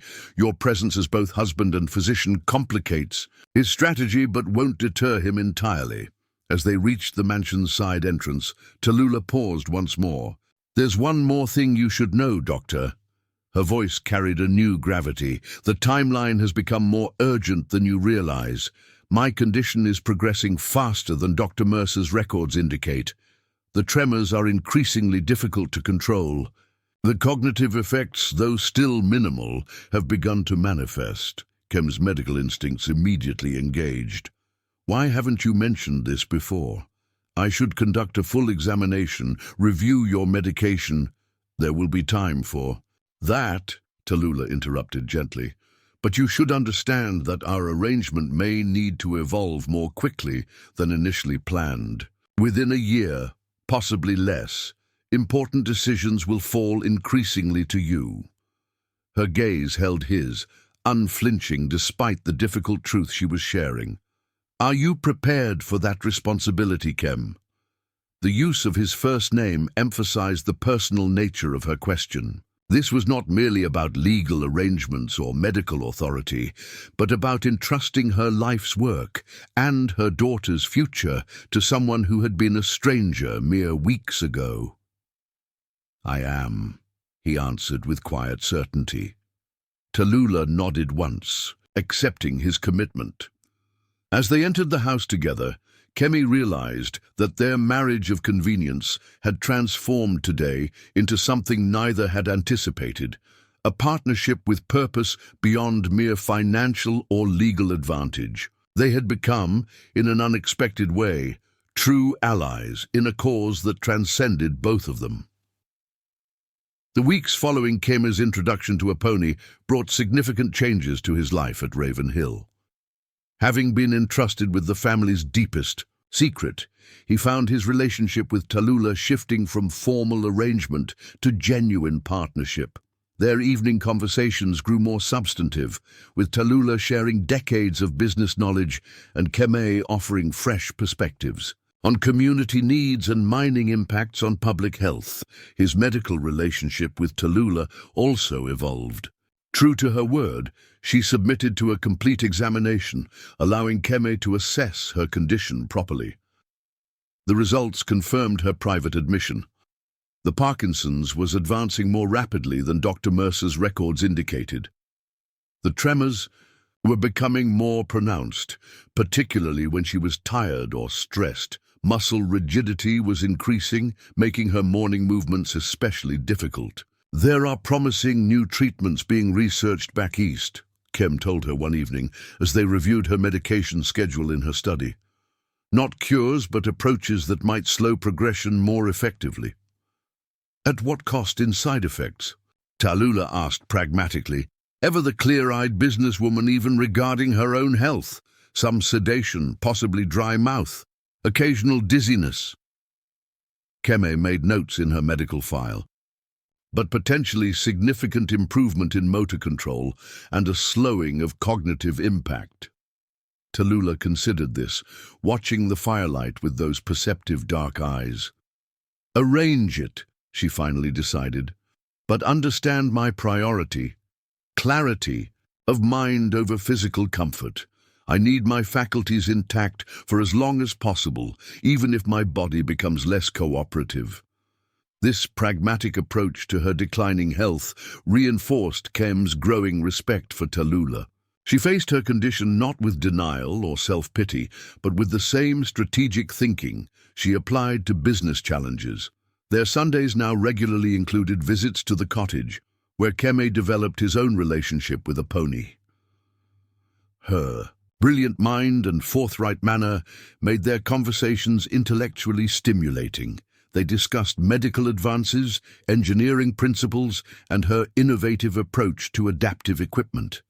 Keme brought medical journals for her review, and she shared her detailed designs for mobility devices that challenged conventional thinking. Traditional medical training often overlooks the patient's lived experience, she observed during one such discussion. Doctors design treatments for conditions rather than for individuals. A fair criticism, Keme acknowledged. "My grandfather's healing practices always began with understanding the whole person, not just the ailment. Western medicine is only beginning to recognize the wisdom in that approach." Aponi's eyes brightened with interest. "Tell me about your grandfather's methods. Mother mentioned he was a traditional healer." As Keme described Navajo healing concepts, Aponi listened intently, occasionally noting connections to European approaches she had studied. Their shared interest in bridging different medical traditions created an unexpected bond between them. Meanwhile, at Raven Hill, the Henderson contract was finalized with terms even more favorable than Tallulah had initially anticipated. The investment would fund the exploration of the northern seam while establishing processing facilities that would employ dozens of additional workers from Eagles Crossing. The contracts include provisions protecting local water sources and requiring reforestation of any cleared areas, Tallulah explained to Keme as they reviewed the final documents. "Elias always insisted that mining shouldn't consume the land. It depends upon forward thinking for his time," Keme observed. "For any time." Tallulah signed the last page with her characteristic precise handwriting, though Keme noted the additional concentration required to maintain steady penmanship. Many still view the land as something to be conquered rather than partnered with. Elias understood the latter approach yields more sustainable prosperity. With the contract secured, attention turned to the anticipated legal challenge from Kimama. Tallulah engaged additional lawyers from Denver, preparing extensive documentation of her sound management decisions and positive business outcomes. Keme's presence as her husband was strategically highlighted in all legal correspondence, establishing his role as both medical authority and business consultant. Kimama will likely petition for a competency hearing, Tallulah's lead attorney. Mr. Holloway explained during a strategy meeting at Raven Hill. He'll cite your health condition, Mrs. Nashota, and claim it renders you unfit to manage the enterprise. A claim easily refuted by the Henderson contract and the mine's productivity. Reports, Tallulah replied calmly. Yes, but these proceedings can become protracted and invasive. Holloway adjusted his spectacles nervously. Your marriage to Dr. Adakai strengthens your position considerably, especially given his medical credentials. However, Kimama's attorneys have begun investigating the doctor's background quite thoroughly. Kem met this news with composure. My history is straightforward. They'll find nothing to undermine my credibility. They're particularly interested in the timing of your marriage, Holloway continued. The convenience of it may be portrayed in unflattering terms. Let them try, Tallulah said with uncharacteristic sharpness. Dr. Adakai's reputation in this community is beyond reproach. His dedication to patients of all backgrounds speaks for itself. The protective note in her voice surprised Kemi. Their arrangement had begun as purely practical, yet Tallulah now defended him with genuine indignation. Something had shifted in their relationship, a mutual respect that transcended their original agreement. As November turned to December, Eagle's Crossing transformed under heavy snowfall. The mountains gleamed white against blue skies, and the town prepared for Christmas celebrations with uncharacteristic enthusiasm.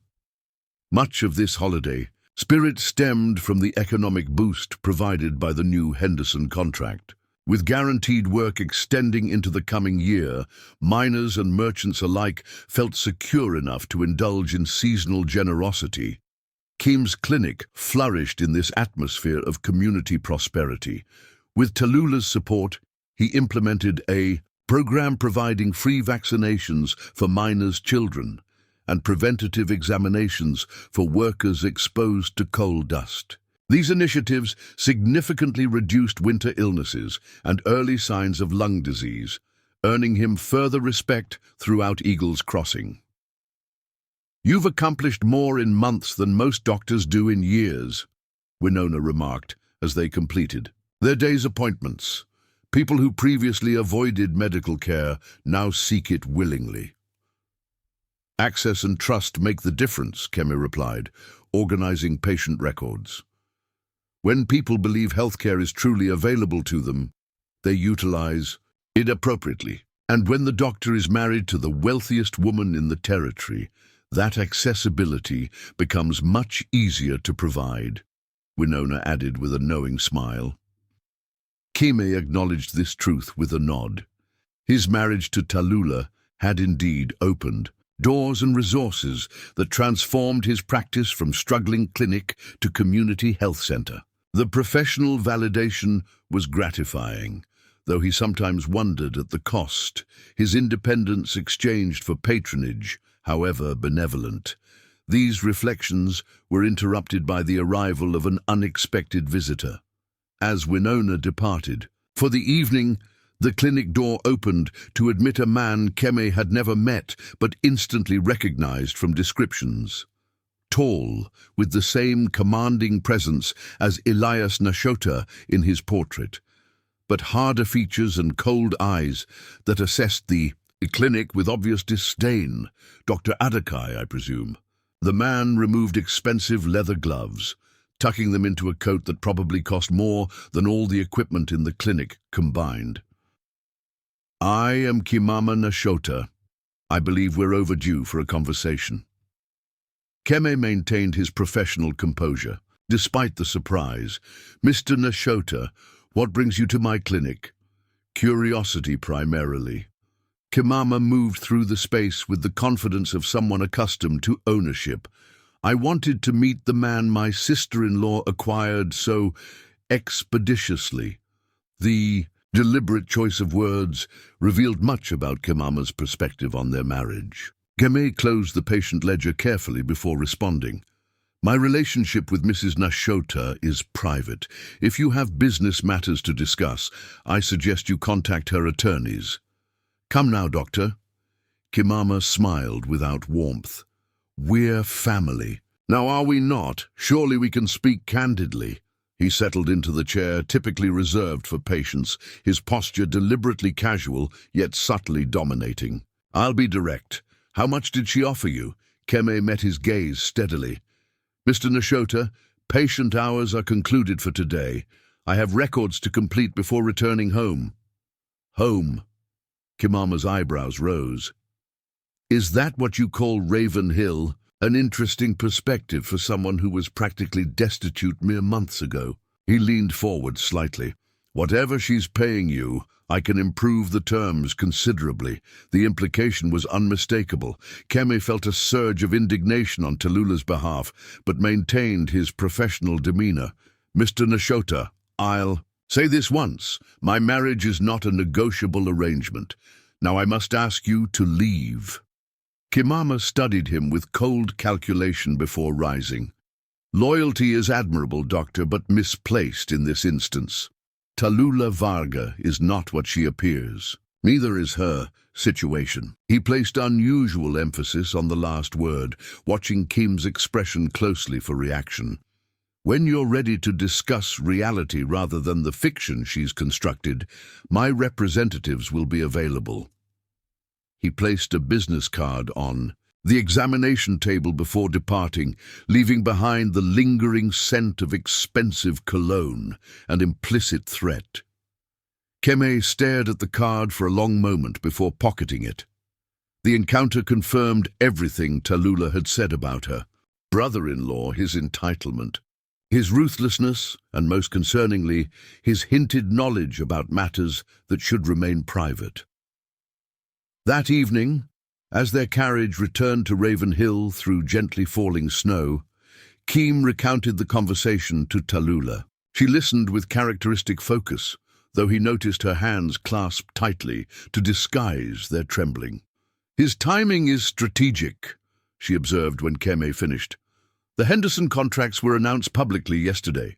He's moving quickly to undermine our position." Her gaze shifted to the window, where snowflakes danced in the lantern light. "And his reference to my situation suggests he may have information about a pony, or he's fishing for reaction," Kemi suggested. "If he knew definitively about a pony, he would have used that knowledge more explicitly." Tallulah nodded slowly.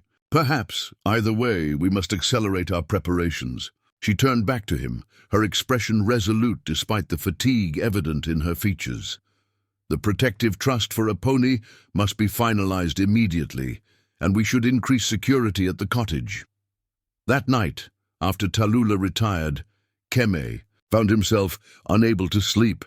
The encounter with Kimama had unsettled him more deeply than he cared to admit. He stood at his bedroom window, watching snow transform the grounds into a pristine landscape that concealed the complexities beneath. His reflection in the glass gave him pause. How different he appeared now in tailored nightclothes, surrounded by luxury, compared to the struggling physician who had opened that cream-colored envelope months earlier. Had he changed fundamentally, or merely adapted to circumstances? And what would become of him when this chapter inevitably closed? The following days brought increased activity to Raven Hill as Tallulah mobilized her resources against Kimama's implied threat. Legal documents were revised, security measures enhanced, and contingency plans established. Through it all, Keme observed Tallulah's deteriorating physical condition with growing concern.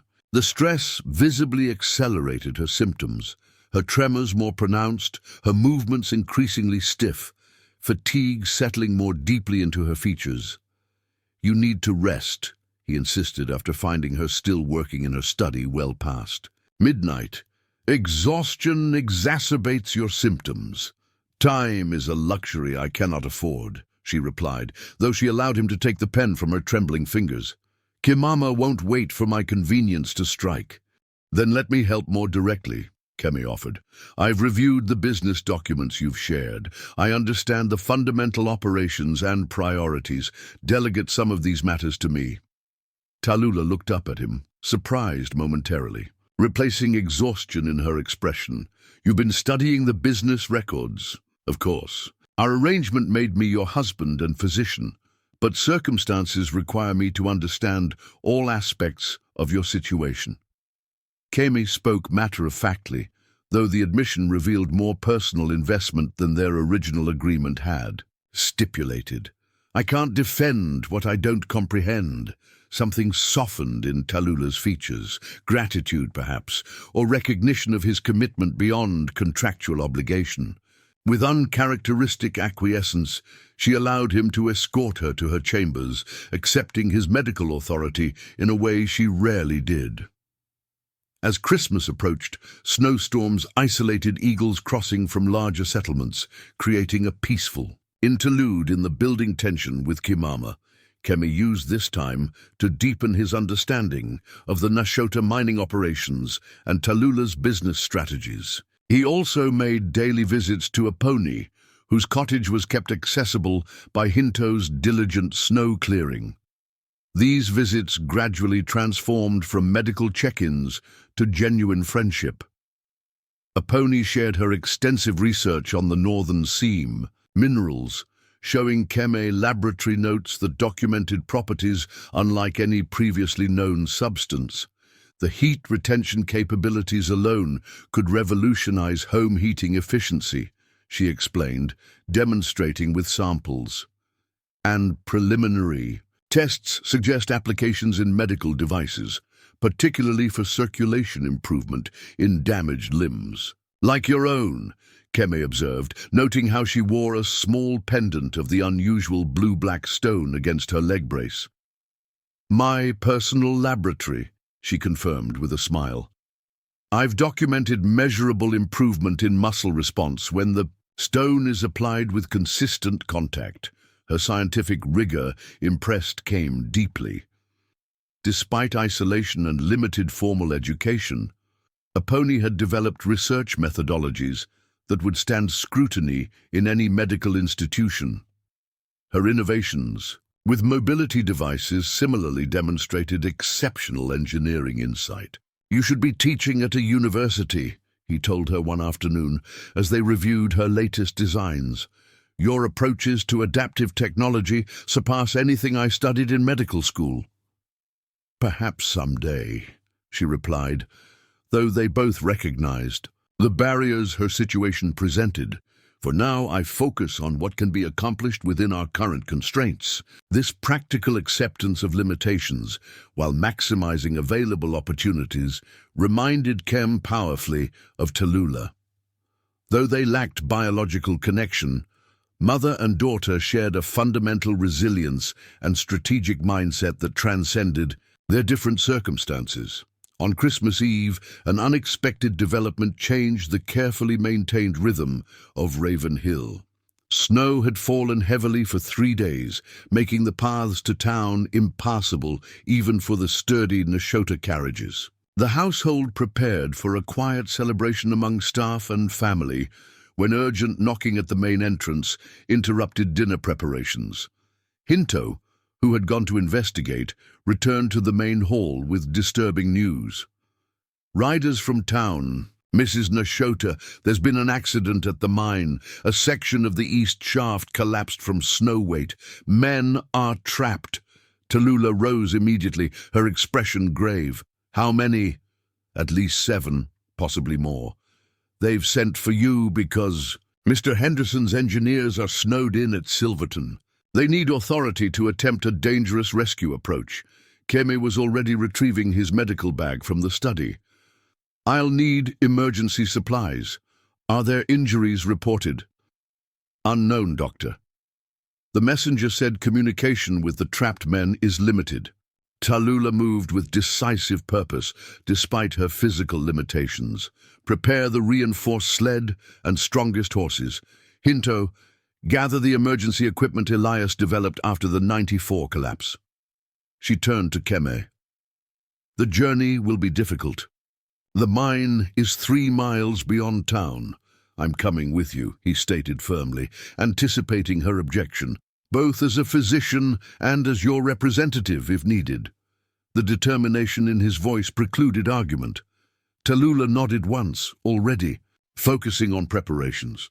Within 20 minutes, they were underway, bundled in the heaviest winter gear, seated in a low, sturdy sled designed specifically for snow travel. Hinto managed the two powerful draft horses with expert precision as they began breaking trail, through deep drifts toward Eagle's Crossing. The journey proved arduous beyond expectation. Wind-driven snow reduced visibility to mere feet at times, and twice they had to stop to clear deeper drifts from their path. Throughout the difficult journey, Keme observed Tallulah's extraordinary focus and endurance.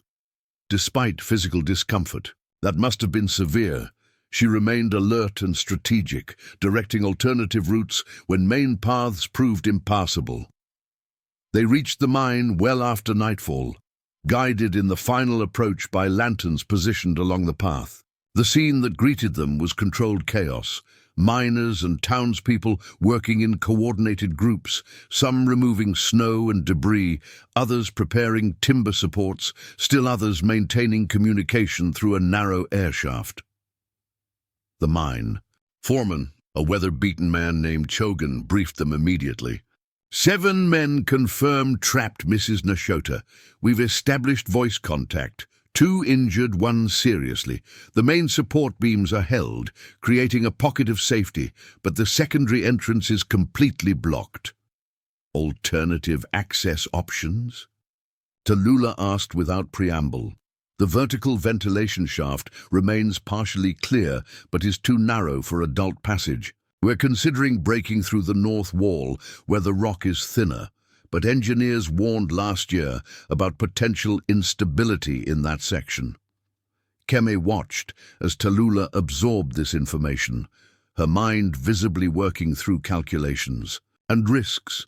Despite her illness, despite the punishing journey through snow, her strategic acumen remained undiminished. The north wall approach is too risky, she finally decided. The vibration could trigger a secondary collapse. She turned to Hinto.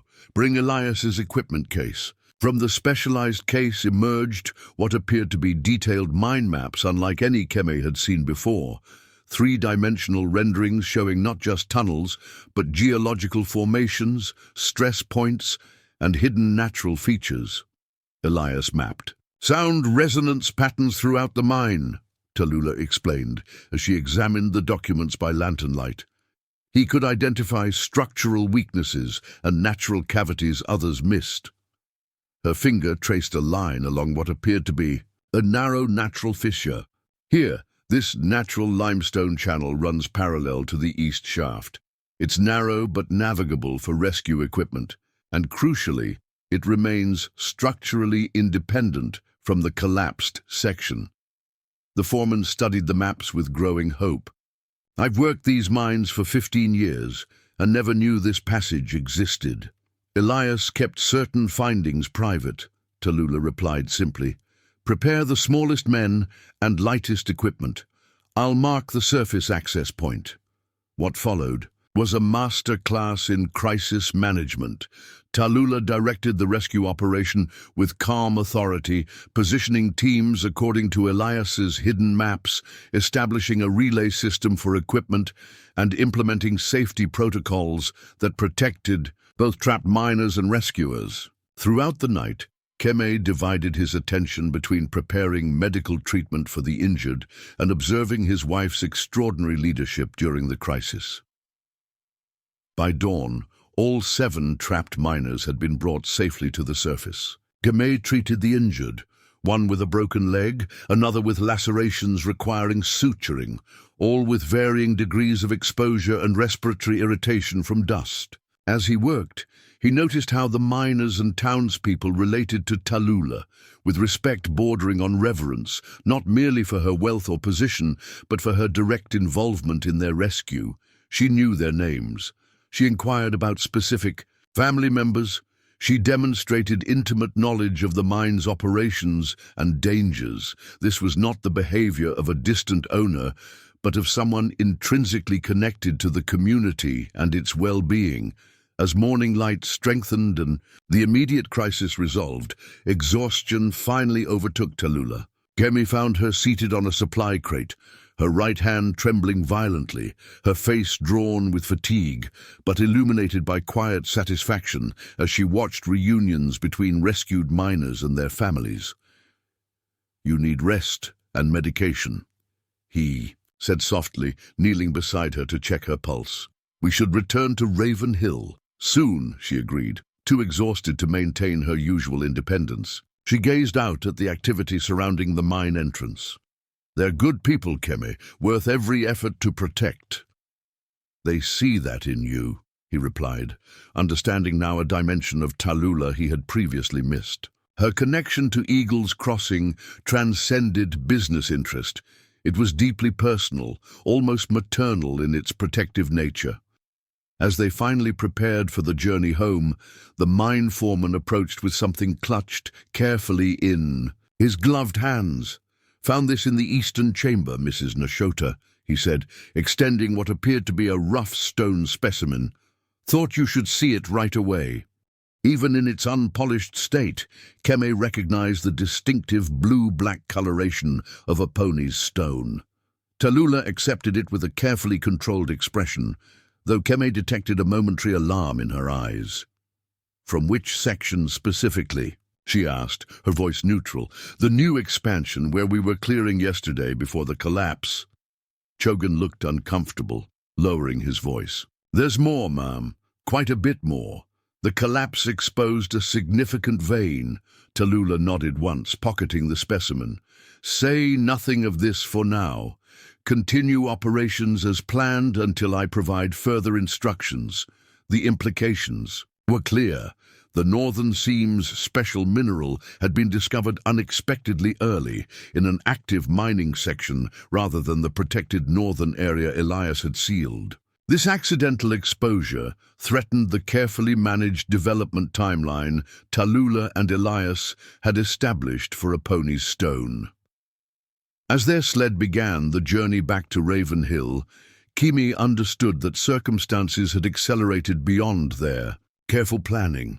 Kamama's threats, Tallulah's advancing condition, and now this premature discovery converged to create a perfect storm of challenges to everything they sought to protect.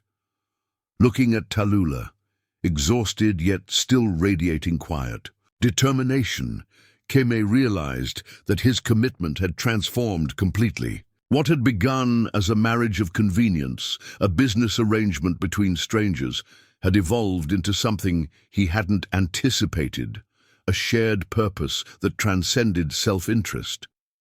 Whatever came next, they would face it not as contractual and partners, but as true allies in a cause greater than either had initially imagined. Up next, you've got two more standout stories right on your screen. If this one hits the mark, you won't want to pass these up. Just click and check them out. And don't forget to subscribe and turn on the notification bell so you don't miss any upload from us.